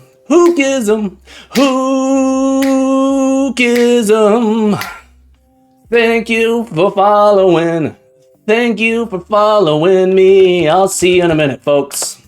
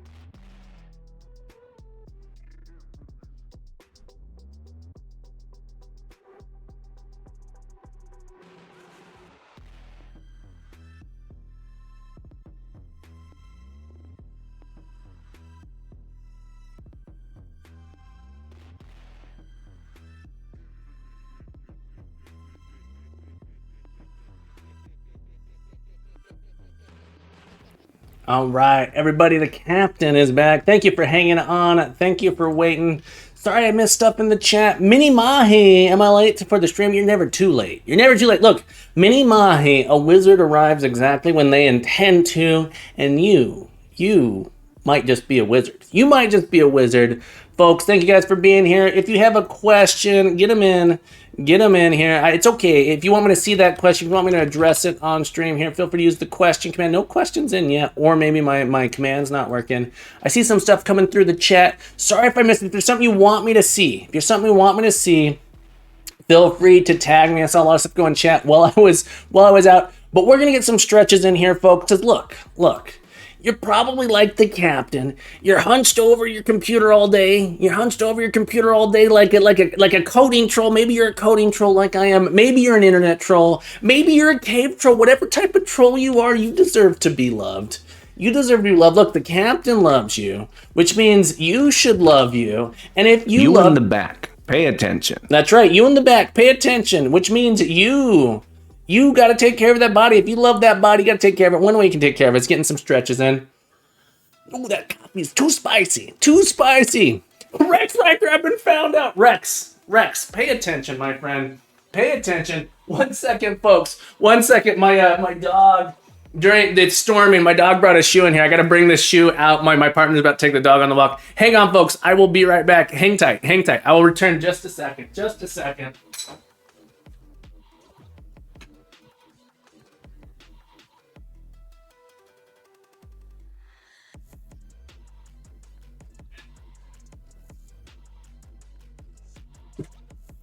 All right, folks. Sorry. We're gonna do it. Get on up. Look, the captain wants you to stand on up. We're gonna get some stretches and we're gonna take care of our bodies. We're gonna love ourselves the way we deserve to be loved. Cause you're a lovely person. You're a lovely person. You should love that body. You should take care of yourself. You're gonna be wonderful. We're gonna get this going. Hang on 1 second. 1 second. Crisis over here on the other side. There we go. Thank you for the doy, Lance. Thank you for the doy. Okay. Wait for the shoe to drop. Thanks, Dad. Get on up. Put your arms up on the side like this. Up on the side. We're just going to rotate back and forth. Oh, nice and slow. Because you don't want to get those RSIs, those repeated stress injuries. You want to help prevent those as much as possible. You don't want to end up like the captain, all achy, breaky, falling apart when you're coding. Oh, yeah, just nice and back and forth. Nice, back and forth. Don't snap. If you're feeling any pain, stop. We just want to go back and forth, nice and slow here. Oh, my feet are shoulder width apart. Doesn't it feel good to love ourselves? All right, now reach on up as high as you can. Get up on those tippy tops. Get that nice stretch. And my breaky heart. That's right. Engage that core. Nice stretch upwards. Oh, yeah. Deep breath in, folks. And exhale. As you exhale nice and slow, you're going to hinge. Hinge at the hips and just hang here. We're focusing on a lower back stretch, lower back and glutes. Your gluteus maximus is what you're trying to stretch here, aka your buttocks. Just hang here. If you're feeling the stretch lower than that, you probably want to straighten those legs out a little bit and just get that stretch in. Oh. We're just going to hang here 15, 20 seconds, just nice and hung. You just want to be nice and hung here. Just hanging, getting that lower back stretch here. Oh, doesn't it feel good to be hung, to be hanging? Oh, yeah, feels good here. Now we're going to breathe in here in a moment. Not yet. Slow down, I saw you moving. We're going to breathe in here. Take a nice slow breath in for 5 seconds. Slowly roll up, breathe in. And roll those shoulders up, back, and down. And then we're just going to keep rolling them back. 2, 3, 4. Add the elbows. Yeah. 2, 3, 4. Full arms. 2, 3, 4. Let's roll them forward. 2, 3, 4. Add the elbows. 2, 3, 4 full arms. 2, 3, 4. Oh yeah, shake it out, folks. Doesn't it feel good to get that stretch in? Doesn't it feel good to be alive? Move her body around a little bit. Let's get a little head stretch in here. I'm gonna grab my head. I'm gonna lean it to the side. I'm gonna grab my ear just a little bit and pull up and get a little bit of stretch here. Once you get that tension, just hold it there. You don't want to overextend. You just want to hold there. Again, if there's any pain, stop. Just get that nice stretch here. Oh yeah. We're just gonna hold this for 10 seconds and we're gonna go to the other side. Doesn't that feel lovely? Doesn't it feel good to be good to yourself? Rex says, I was expecting Full Metal Jacket from a captain. Misheard, just pulled my ear off. Finite. Gotta listen. Pay attention. Gotta pay attention. All right, folks, we're gonna roll that head over, down, and across. Grab that ear a little bit. Pull up until you feel a little bit of a stretch there. Oh, yeah. Feeling good. Feeling good in the neighborhood. I hope you're enjoying these stretches. I hope you're taking care of yourself. Look, the captain loves you. The captain loves you because you're a lovely person. All you beautiful people. You beautiful people in the chat. And roll it back. Oh, we'll just do some neck rolls here. 1. We're going to do this 3 more times. A 2.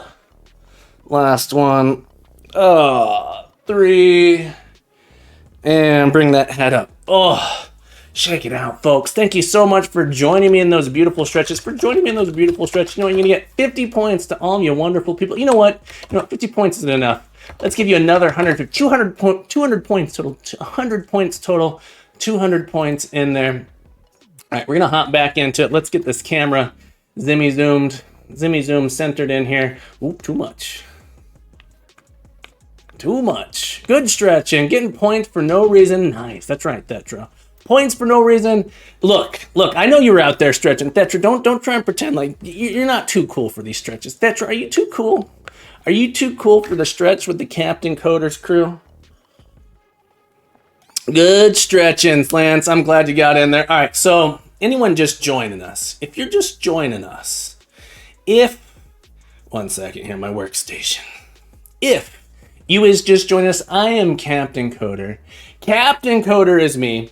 I am a computer science educator. I teach my full-time job. It's amazing. I love it. I teach computer science and programming at a school for ages 10 to 14. Ages 10 to 14, folks. It's my full-time job. And I've kind of fallen in love with streaming. And so we're here with EduTuesday. EduTuesday, we're learning something about programming. We're talking about the stack. We're talking about the heap. We're talking about memory management and a mental model you can have of how the computer works internally when you write a program. That's just the ages of the school, except it's a middle school. It's a middle school in the it's actually a global school, it's remote. But ages 10 to 14 that's the age of the students that attend the school. So I work at a school. It's my full-time job. I work at a school. That's the age of students that we accept. It turns out when you get into high school territory, there's a little bit stricter requirements as far as testing and grading and stuff goes. And so we're a school, we're what you might call an experimental school. But yeah, I teach programming to that group. If and I love doing it.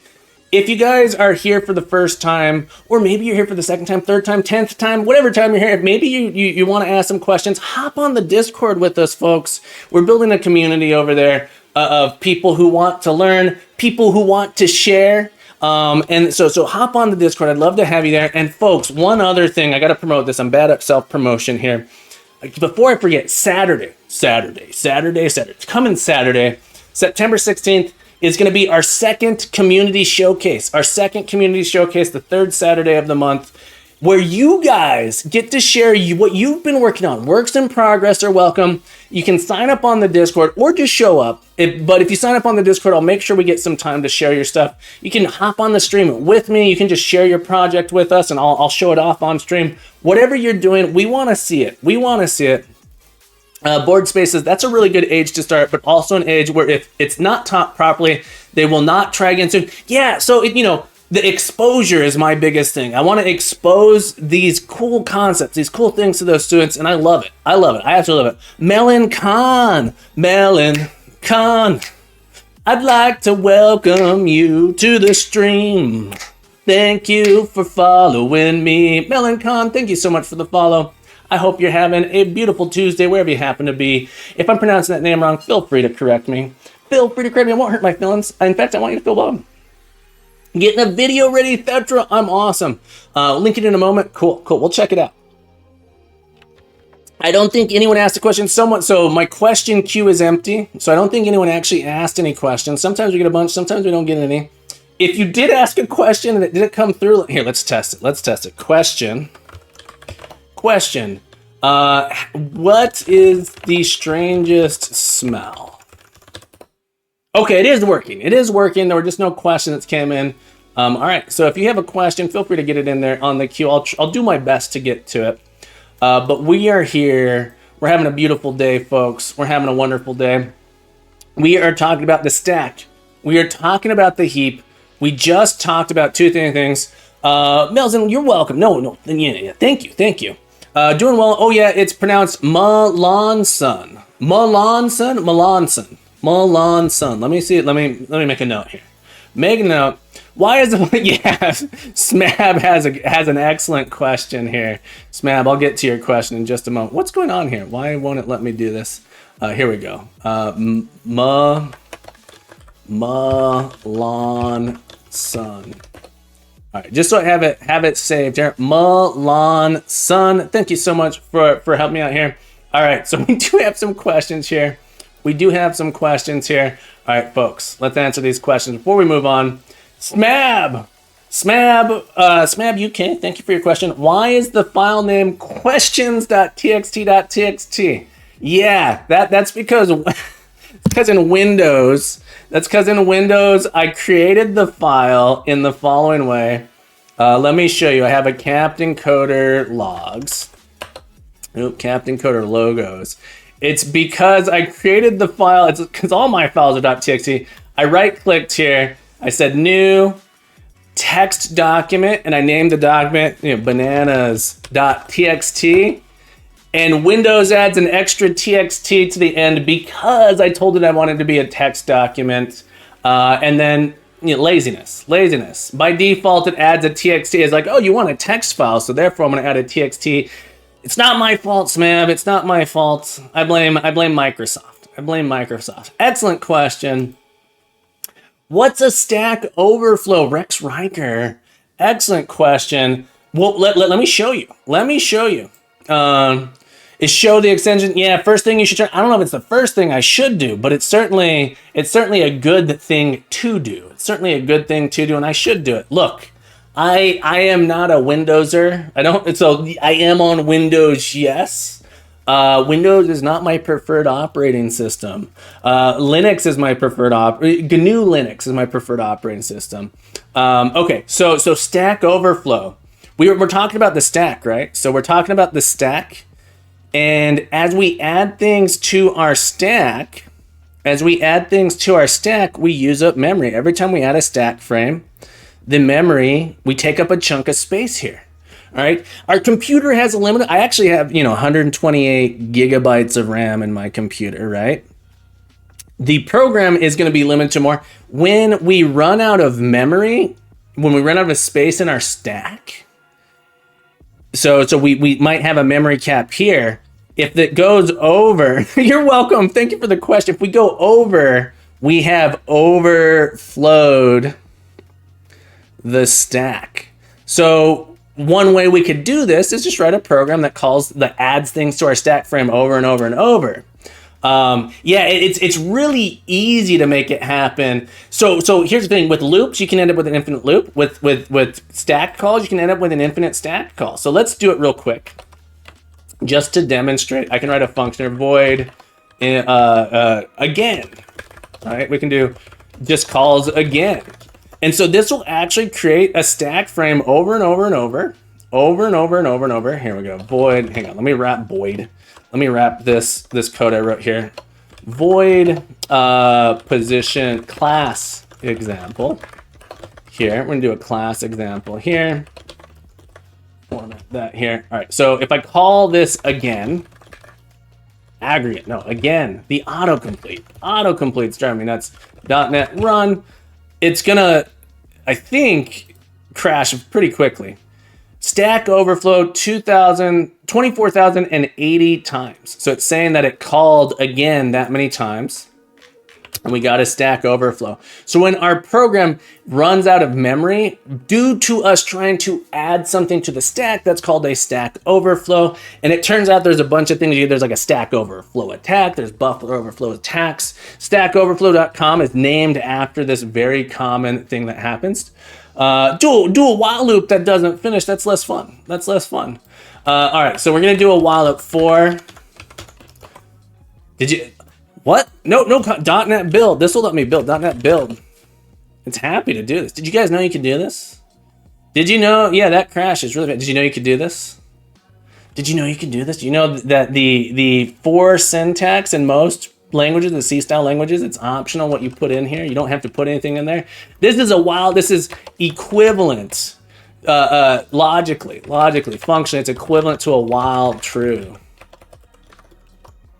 While true. You can do this, and that'll just run forever. Don't do it. Don't root. Wait, infinite loop.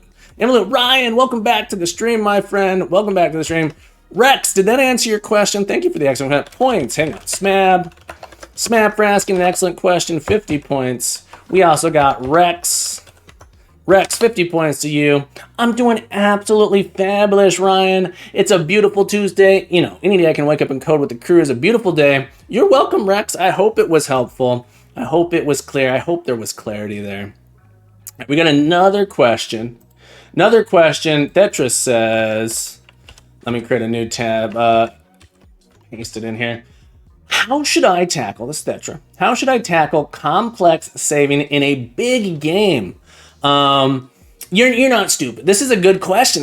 Don't deprecate yourself like this. When it comes to saving data, don't understand the structure at all. So I don't know how to start. Simple stuff is easy, but I mean, you know, bigger games, more complex stuff. It's all about what information do you want to save? What information do you want to store? And then there's a lot of tools to make it relatively easy. If you're in C#, JSON is a pretty normal format for saving data, and there, you know, really it comes down to what is the information you want to save. And the lazy thing is just like, I'm just going to save the state. I'm just going to save the state if your game's not too big. So for example, in C#, I can actually do a thing here where I say, oh, okay, well, I want this class to be serializable. And now if I can actually use a JSON serializer to save these things. The thing I want to store is like a quest that wants the player to kill X enemies, that type of thing. So the question comes down to, how are you tracking that information in your game? Are you using a class to track it? Does your player have a quest log? You know, those sort of things? The easiest way to do it would be to track it this way. And then you can treat it as like a database of information that is stored for your player. A common thing that is done for larger chunks of data, so JSON format is one option. Easily serialize. I don't know why it thinks this is a C# program. Easily serialize to a file. So you can easily serialize this to a file, read and write this to and from a file. That's a pretty common way to do it.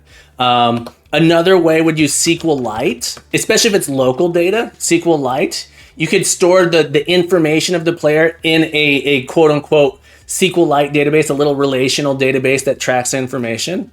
So you have a quest, and in the quest you have to do X and have it save how many Y you already got. Yeah, so let's look at that. Let's do a quick let's do a quick example. Go to my temp directory here, tier temp. Make dir, we're gonna do a make dir here, save quest example. Save quest example, .NET new console. Let's check it out. New to Twitch, still need to find my way around the interface channels. No worries, board space. You're always welcome here. You're always welcome here. Look, Captain Coder knows there's many places to be on Twitch. Many places to be on it. You have the language of that file set to JavaScript. Yeah, I don't know why it decided to think it was, I don't know why. That like debug text. There we go. If for some, I hit something that must have changed it here. But let's open up this project here. etc. And let's take just like a quick example here. Quick example here of what you might do. What you might do in C#. In C#. Okay. So I might have a quest class. I might have a quest class. A public class quest. Okay. And I'm going to call this a collection quest. Collection quest. And a collection quest has a couple things. So it's going to have a public string name. It's going to have a public string, item. It's going to have a public int amount, and it's going to have a public int, amount required, and a public int amount, collected. All right. So these are things. So we have a name of the quest. We have the item we need to collect. We have the number that we're required to collect, and then the amount that has been collected so far. The amount that is collected so far. I hope that kind of makes sense. Okay, so I can come in here, and let me do another one. Let me do another one here. I'm gonna have my player.cs. So now I have a public class player, and I could have a thing here, like the following. I could have a public list of quests. Quests. That's interesting. That's not coming through. Did I not name it? Collection quest. Quests. So this is the list that the player has, and I'm just gonna make it a default list here. And this is just an example. It's not exactly how we might write this, but this is just, trying to gloss over some of this stuff, get in there. So we have a list of collection quests like this. Okay. So now in our program here, I might do my player equals new player. And then I'm going to give this player some quest, player.quest.add new quest. I can't, let me give it a constructor. Let me make a constructor here. Let me make a constructor. Public collection quest, string name, string item, int required. And then this will be assigned here. Name equal name, item, amount required, and then amount collected will start at 0. This, and we'll come in here, we'll do name, item, and required. Okay, so we have a little constructor to make this thing, and we might have a little thing that says like update item, update amount collected, like that. So we'll make a new quest here. This quest is gonna be Banana King. All right, Banana King, you have to find bananas, and you need to find 10 bananas. You need to find 10 bananas here. Okay. So we add this quest in. We're going to do another one. We'll call it Banana King wants 10 bananas. The fish collection, the fishery. You're going to collect catfish. You're going to collect 7 catfish. All right. So we sort of have these things in here. And we want to save this data now. And, in my mind, the simplest thing we can do is serialize the player. I want to just write this player to disk. And you might say, well, I have no idea how to do this. So let's pretend, all right, I have this sort of data structure. I have these things that I want to be able to write. I have no idea how to do it, though. I don't know what to do. So I'm going to come to Google. And the keyword here is serialize and maybe JSON. C#, how to serialize object to, and let's do to JSON. All right. And one of the first things that comes up is the Microsoft documentation. I love the Microsoft documentation. They cover like all kinds of stuff here. Okay. So, hey, look, this article shows how to use system.text.json to serialize and deserialize from JavaScript object notation. If you're porting from Newton JSON, here's how to migrate. If you're using Unity stuff, Newton Soft, there's a package for Newton Soft in that. All right, so here I go. It's like, okay, we create a class. I could read through this, try and understand a little bit, or probably good idea. You might also just jump in here, say, okay, so check it out. I have this class here, JSON serialize. Okay, looks like I can just. Let's see if we can get, oops, didn't mean to hit that. Hang on. JSON serialized to a formatted JSON. Okay, so like this example here seems to be pretty good. I'm gonna copy this. I'm just going to create, what did they call this? Serialized right indented. Serialized right indented. .cs. I'm going to put this in here just so I can have the sample sort of side by side looking at it. The important parts, look, right line JSON to string. Create a JSON serializer, and then I just say serialize this thing. Let's try it. Let's see what happens. All right, so I'm going to copy this code here. And if you're interested, this is the documentation I'm looking at. Here's a link to this documentation. All right. JSON serializer, I'm going to have to import this namespace. That's where it is. I don't have a weather forecast. I want to serialize my player. Okay. Did this work? Let's find out. I don't know. .NET run. Do we get a JSON string here? Oh, we didn't. We didn't get a JSON string. I jumped too far. Options is a JSON serializer options. So I jumped straight down to my example without fully understanding it. This is a common thing that you might do and be like, well, now I don't know what to do. We kind of got to go read. Well, what happened? Why didn't this work?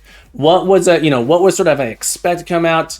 And it's going to come down to, they're not on my side, Rex. My feeling is that I need to set these to be serializable. Oh, let's go look. What is the serialization behavior?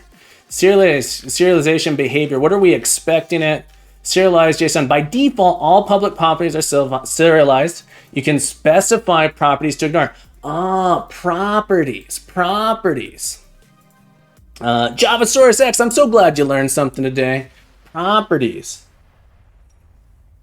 So it's telling me, in my mind, this is interesting.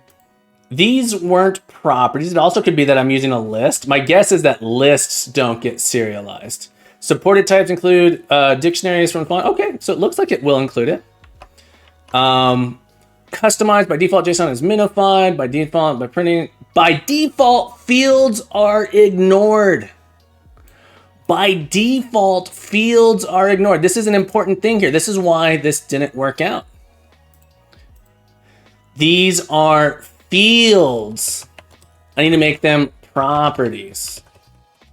Here. So by default, and it's saying I can change this. Get set here. By default, fields are ignored. I'm going to turn these into properties. Oh, get set. Now let's see what's going on. We got to read. Oh, look at that. Yeah. So it comes down to, okay, well, what was the problem here? What didn't I know? Now it serializes this thing. I can serialize and deserialize. So there we go.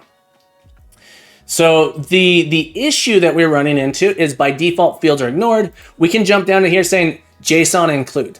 If we don't want to change it, we can do JSON include. Yeah, so reading the documentation, I always tell my students, you got to read RTFM, you got to read the friendly manual. Read the friendly manual, folks. Don't forget to RTFM.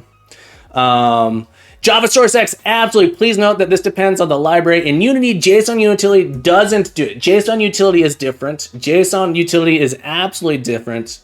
I did miss it. MMO Pug, thank you so much for letting me know. D&D number 1. D&D, is that Dungeons and Dragons number 1? D&D NO1. You're the number 1 D&D. Thank you for following me today. What a wonderful username. D&D number 1. So sorry to miss you on that follow. Thank you so much for following. I appreciate you being here. And MMO Pug. Look. Add points. D&D number 1. Because I missed you. D&D number 1. 500 bonus points to you, my friend. 500 bonus points. MMO Pug, 50 points for helping me out there. And Thetra, for such an awesome question. For such an incredible question. 50 points to you, my friend. D&D, no. Oh, goodness. Welcome to the stream, my friend. I'm happy you're here. Thank you so much for the follow. Sorry if I called you out. I'm happy to have you here. Thetra, I hope that helped. Just didn't know. Yeah. So you don't know until you know. You don't know until you know. And there's a million things that we don't know. And, you know, this is the document. If we're doing pure C#, this is where you'd look. Unity is going to be a little bit different. Unity is a little bit funkier with their serializer. You can use Newtonsoft in Unity. So Unity Newtonsoft JSON. So there is a Newtonsoft package which works essentially almost identically, very close to this. Very close to this. Yeah, so it was added, I believe, in .NET 6. The guy who was making Newtonsoft JSON like got hired to, and basically they acquired this particular package, this library here. Yeah, exactly. So it's all about reading the documentation, understand what's going on, but that's sort of the process I would use. That's the process I use, like, oh, go look at that, maybe copy an example. And then if, you know, oh, that's not working, go read it. Usually documentation will tell you, try and give you more details, more information, that sort of thing. All right, folks, thank you guys so much for your wonderful questions. I think that's all of them. Yeah, excellent questions, folks. Wonderful questions. Clear that queue out. And we're going to hop in. We're going to hop back in here. What are we doing? What are points for? Do we get to exchange these for something cool? You can redeem. We got a couple redeems that you can use here. There's not that many. Look, I'm not an affiliate. I'm not a partner. I don't, So I don't get channel points. I don't have channel points. Maybe someday I'll become an affiliate. Maybe someday I'll become a partner. For now, it's not the case. So we have our own little redeems. So you can spend those on a couple little fun things on stream here. Go Haku. Thank you for the follow. Go Haku. Go Haku, I'd like to thank you for following me. Go Haku, thank you so much for the follow. Welcome to the stream, my friend. Welcome to Camping Coders Academy. Happy to have you here on this BEA beautiful Tuesday. Look, Rex, I'm glad you like them. I know a lot of people, it turns a lot of people away. Turns them away. So if I say, look. One's in the chat if you want me to keep singing. Two's in the chat if you want me to stop. Threes if you just, you know, if you just don't care. One for more songs. One to keep the songs coming. I also board spaces too. Yeah, that's what I thought. Three. We got so much Goob. Thank you for the one. Lance, thank you for the one. All right. Yeah, I can't. So I'm not. I can't do polls. Coding chemist with all the ones. This is a jingle safe channel. That's right. Thank you, Anonymous. Thank you for the ones. All right, we'll keep the songs coming. Board space points. Add board space. What was two is if you don't want songs. Since I'm going to be singing so much, 500 bonus points to you to help. You can plug your ears with those points, my friend. Goob, Cheap Grams. I'm so glad you guys are here. Hope you're having a beautiful day. Cart, thank you for being here. All right. I thought that was 3. 2 are haters. No, that's okay. It's okay. I know. Look, I love you guys. You guys are wonderful. And we're happy you're here. What? All right. Focus. We're going to focus. What are we doing today? Welcome to EduTuesday. EduTuesday here. We're talking about the topic, what is the stack? What is the heap? What is a stack? What is, so in our last, all right, just to recap where we are at. Where we at, bro? Talking about Stack Overflows. The stack is a data structure. Oops. Oh, what happened? Did I scroll? There we go. Scroll back. Bring it back. The stack, come on. The stack is what we call a last in, first out data structure. You put things on top of the stack and you take things off top of the stack. You don't access the things down underneath. This is useful for keeping track of where you've been. The example I gave was that in your browser history, your history here is you can think of it as a stack. When we click back, we say, oh, take the last thing we were and pull it out. So we can use that to remember what the previous context was, what our previous context was. Rex, in Python, good question. Python is a stack-based programming language. So yes, it's the same thing in Python. It's a pass-by-value language. The way objects work in Python are the same they work in C# and other object-oriented programming languages. All right, so as we make calls, our stack grows. And when we make those calls, we had this example here where this actually outputs 5. So when we call increment, actually copies this value in. And we do I++, it's incrementing I, but not banana. Because increment, this I in the increment stack frame, is actually a different chunk of memory than the 5 associated with bananas. So it doesn't update here. And then we went on to say, okay, well, what about if we make a class? We have this class called position, and we wrote essentially a similar, almost identical. The only difference here is that we're passing in a position. Position is the parameter. We pass a position in, but when we do this one, outputs x is 8, y is 3. And the main reason here, yeah, most people don't worry about this in C# either. It can be useful when you're trying to debug some weird thing. You can, cheap grams, we can do memory management here. And the thing, and there's a thing called unsafe. The garbage collector does it for us in some ways, but this is sort of the mental model we can use. This dot here on the stack, we want to have, small stack frames. Small stack frames are good. This memory that we're copying, so C# is a pass by value. We're passing in position here. It's passing in a reference to where this data is in the heap. So we have a stack where we stuff stuff, where we keep track of our calls. This is how we know where, when we call return, where do we go? Where do we go? And then in our heap, this is where we put data that we allocate and want to use between stack frames. You want to use these between stack frames? There you go. We can, this is an address. We're passing in a reference. We're copying the reference value here. So classes are reference values. Integers are just is that what is a value? Values? What are the type? There's a couple different types. C# reference value. Is it reference? Oh, reference type. That's the word. See, this is a class is a reference type. Int is a value type. So we are copying the reference when we come in here, and that's what this diagram is showing. We take that position, it gets copied, but it's copying the arrow. So when we do x++, this dot here, this is our member access operator. It says follow the arrow and modify that memory. So that's what we're doing there. That's how that works.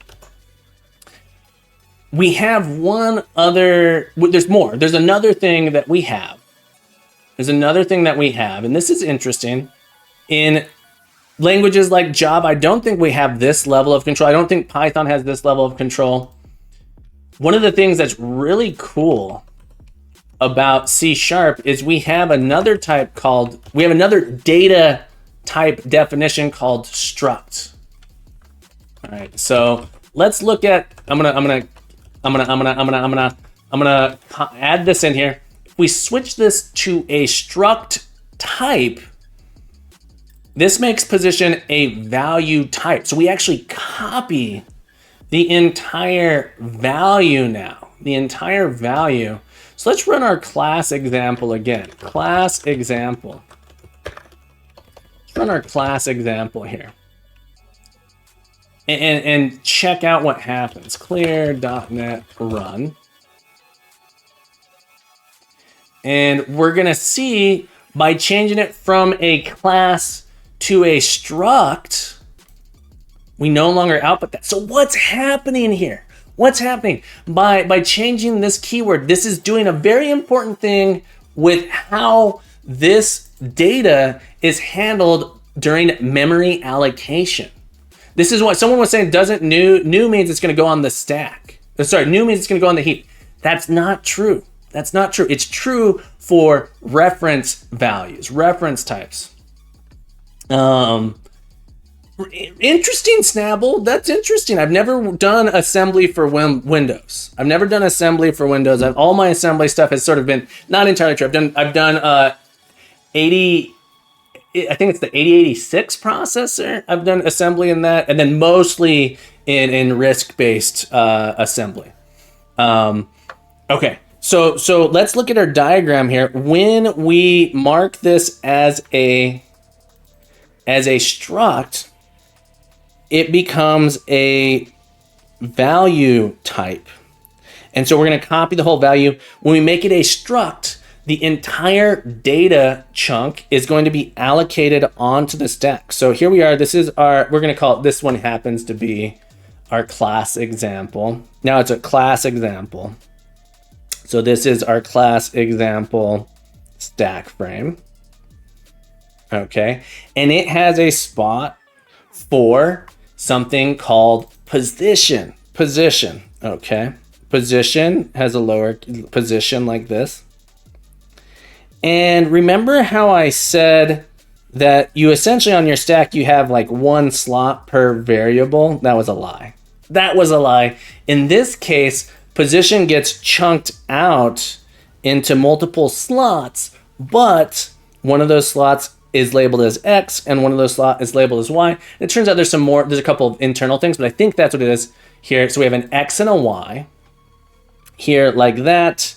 And position is sort of a label that refers to this two pieces of memory on the stack. So position here has an X, has a Y like that. And now when I call shift position, shift position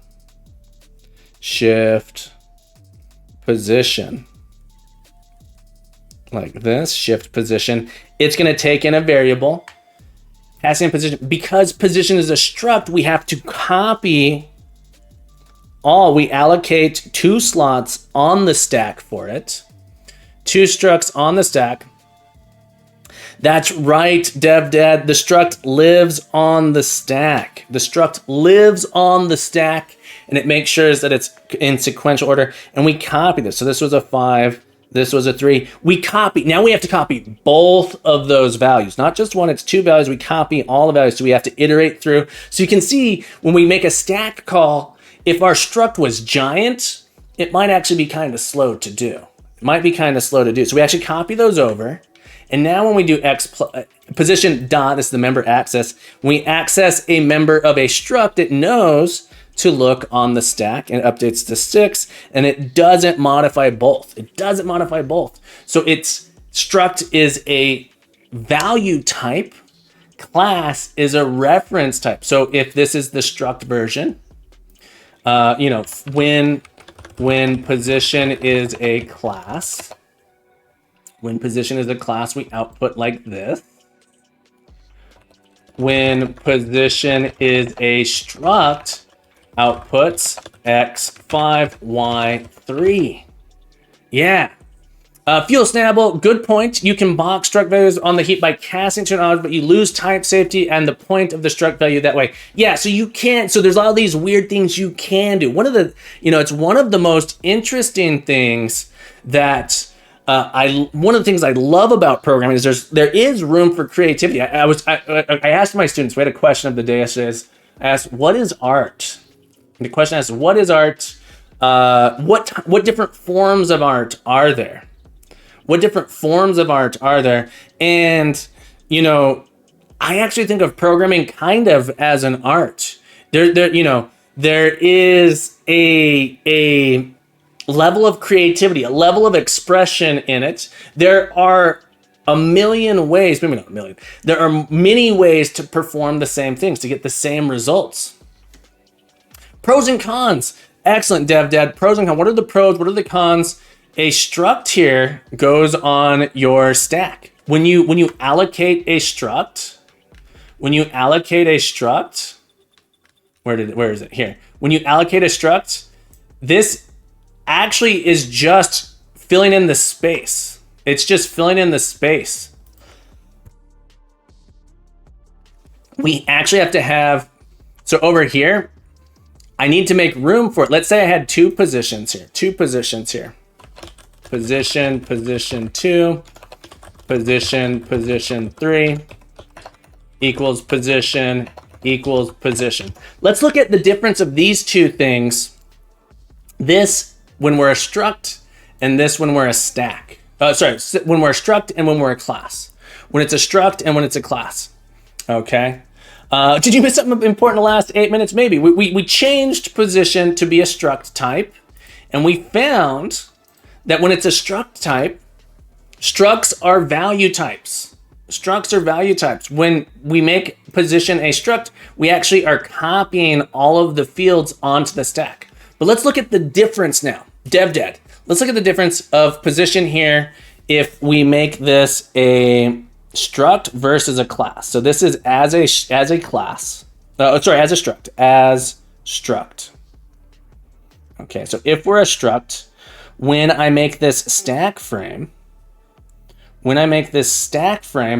I need to allocate space for 3 positions on my stack.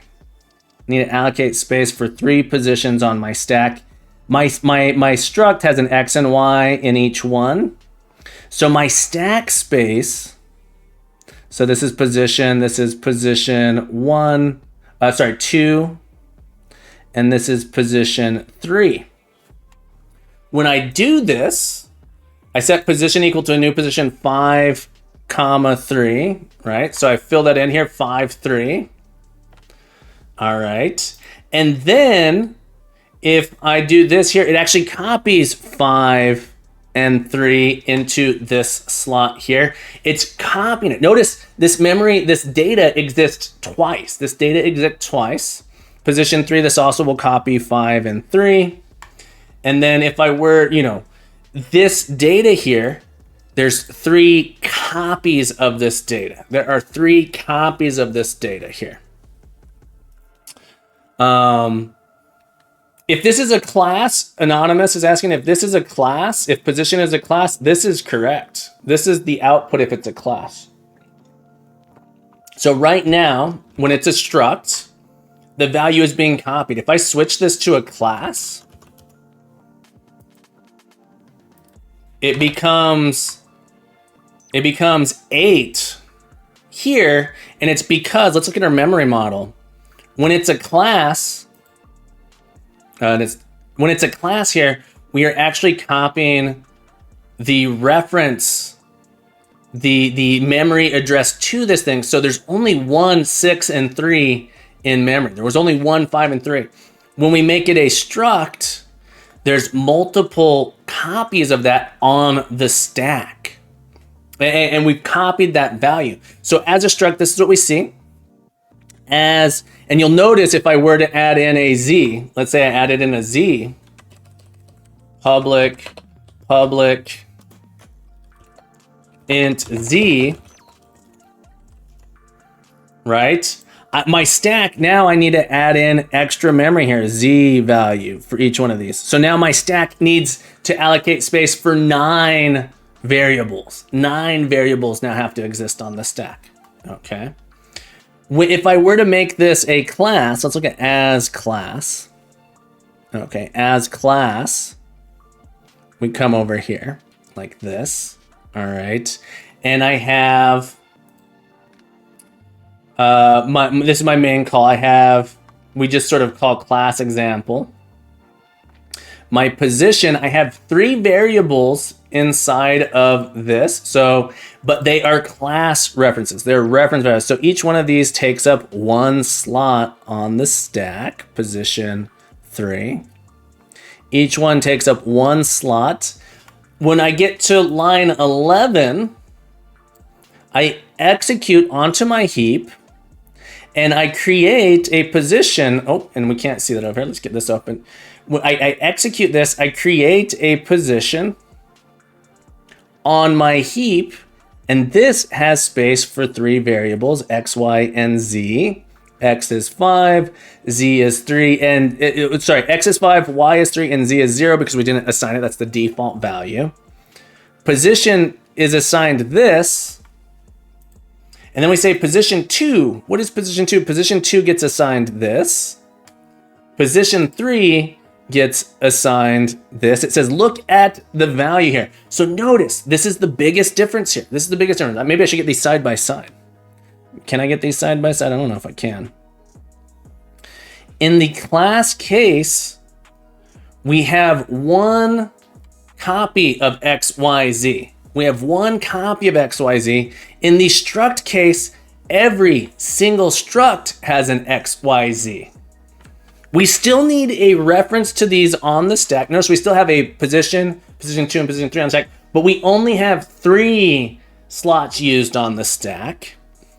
Whereas on this one as a struct, we have 9 slots used on the stack to manage that data. So the benefit of using the stack is that it's really fast, the memory is all right next to each other, and we don't have to take the time to allocate it into the heap. There's this overhead of allocating something into the heap. But we have to make a copy of that. And in a lot of times, this is okay. This is okay. Typically, the stack is much faster, but your values get copied each time. So if we look at like the Microsoft recommendations, Microsoft struct, when to use struct. Do you mean struct in class? So there are some considerations to use. All right. So check this out. There's some considerations to use, and Jazz Tang 2, Jazz Tang 2, thank you for following me today. Jazz Tang, thank you so much for the follow. You feel like you've been using struct a lot, and there's nothing wrong with that, Anonymous. There's nothing wrong with that. There's absolutely nothing wrong with using struct. The biggest thing though is that you make it every time you use one somewhere, it's being copied. And that's the big thing. So if your structs are small, it's usually faster. It's usually faster. If you're putting them into a list, that ends up going on the heap anyway. So there's some trade-offs there. And there's some trade-offs. When you put them onto into a list, if you put them into a data structure that is on the heap, then you run into issues. Arrays can be on the stack. So there's some interesting things in C#. Depends on your language, of course. Consider defining a struct instead of a class instances of types are small and commonly short-lived or commonly embedded in other. So if you need a data, so an example would be the player class. That is going to be a long-lived piece of data. You're probably going to be using that a lot. It's going to be all over the place. You're going to be, updating it regularly. A player data type is long-lived typically, maybe not. If it's short-lived, if it's small and there's nothing in it. And so here's sort of what they say. Represents a single value. So think of it as a quote-unquote primitive type. Position is essentially, you can think of it as a single value that is sort of a combination of X, Y, and Z, right? Position, vector 2, vector 3, these things are small, one thing. Wants to be under 16 bytes. This is because it is copied. Every time you make one, you have to copy all of it. When you pass it and it copies it. You don't want to do that. It is immutable. This is the one where I think a lot of people kind of get into trouble. Immutable. It will not have to be boxed frequently. This means that you're not going to have to put it on the heap often. If you're going to have to put it on the heap anyway, might as well make it an object. So these are their suggestions. These are typical suggestions. These are things to consider. It's not the end all be all. Yeah, Java Source X, a string is not a struct, it's a class. It's class. Moon is look, we're winning. We're winning. Folks, are we winning? One's in the chat if we're winning. Two's in the chats if we're really winning. Three's in the chat if you're tired of winning.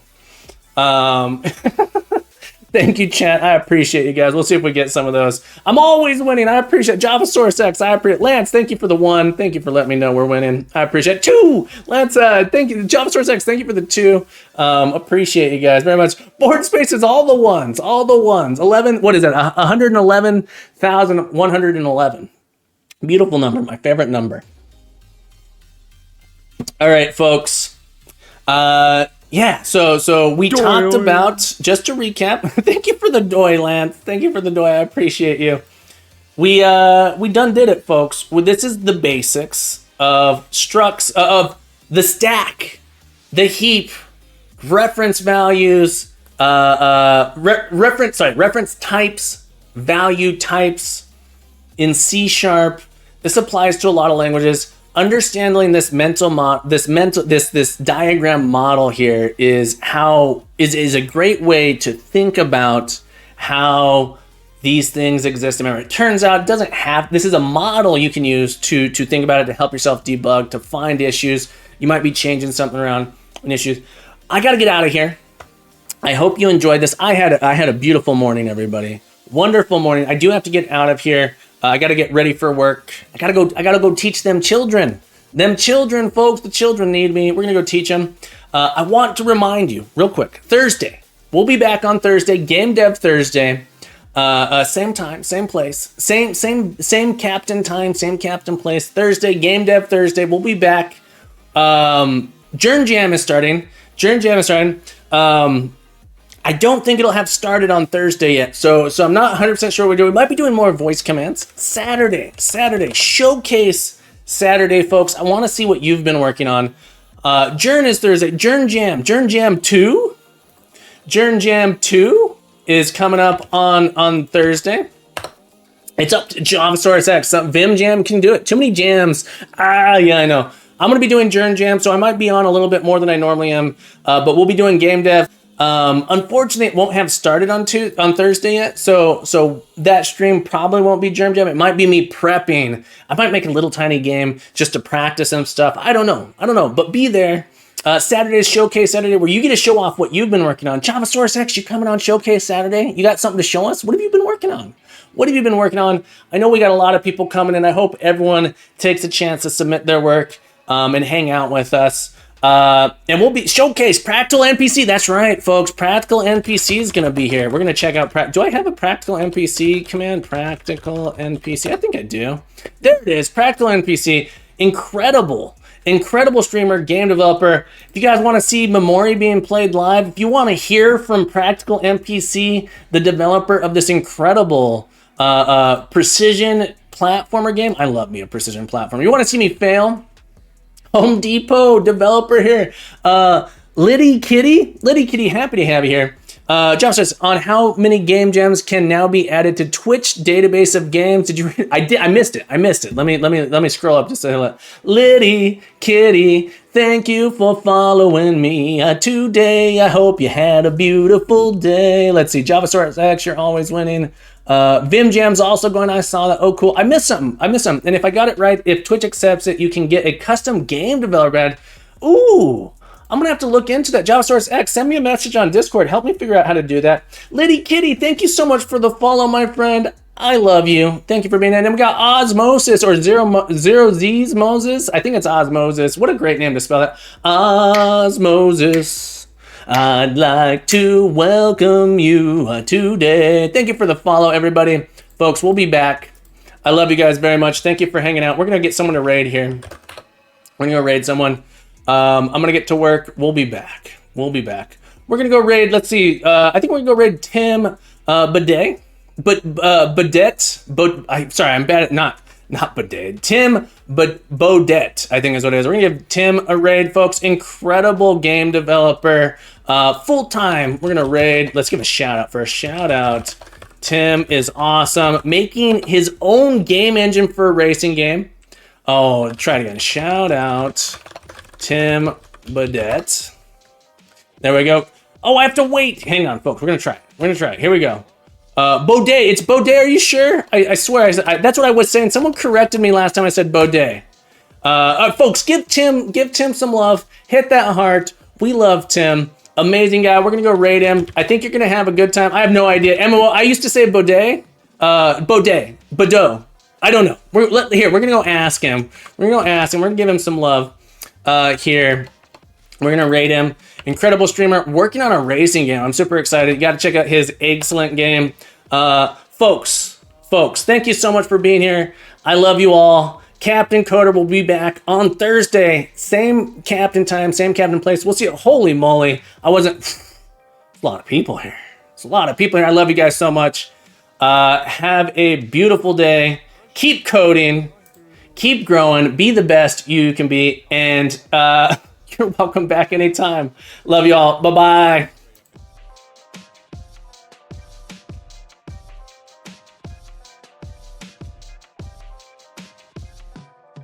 Stachia, thank you for following me. Have a beautiful day. We'll see you guys next time.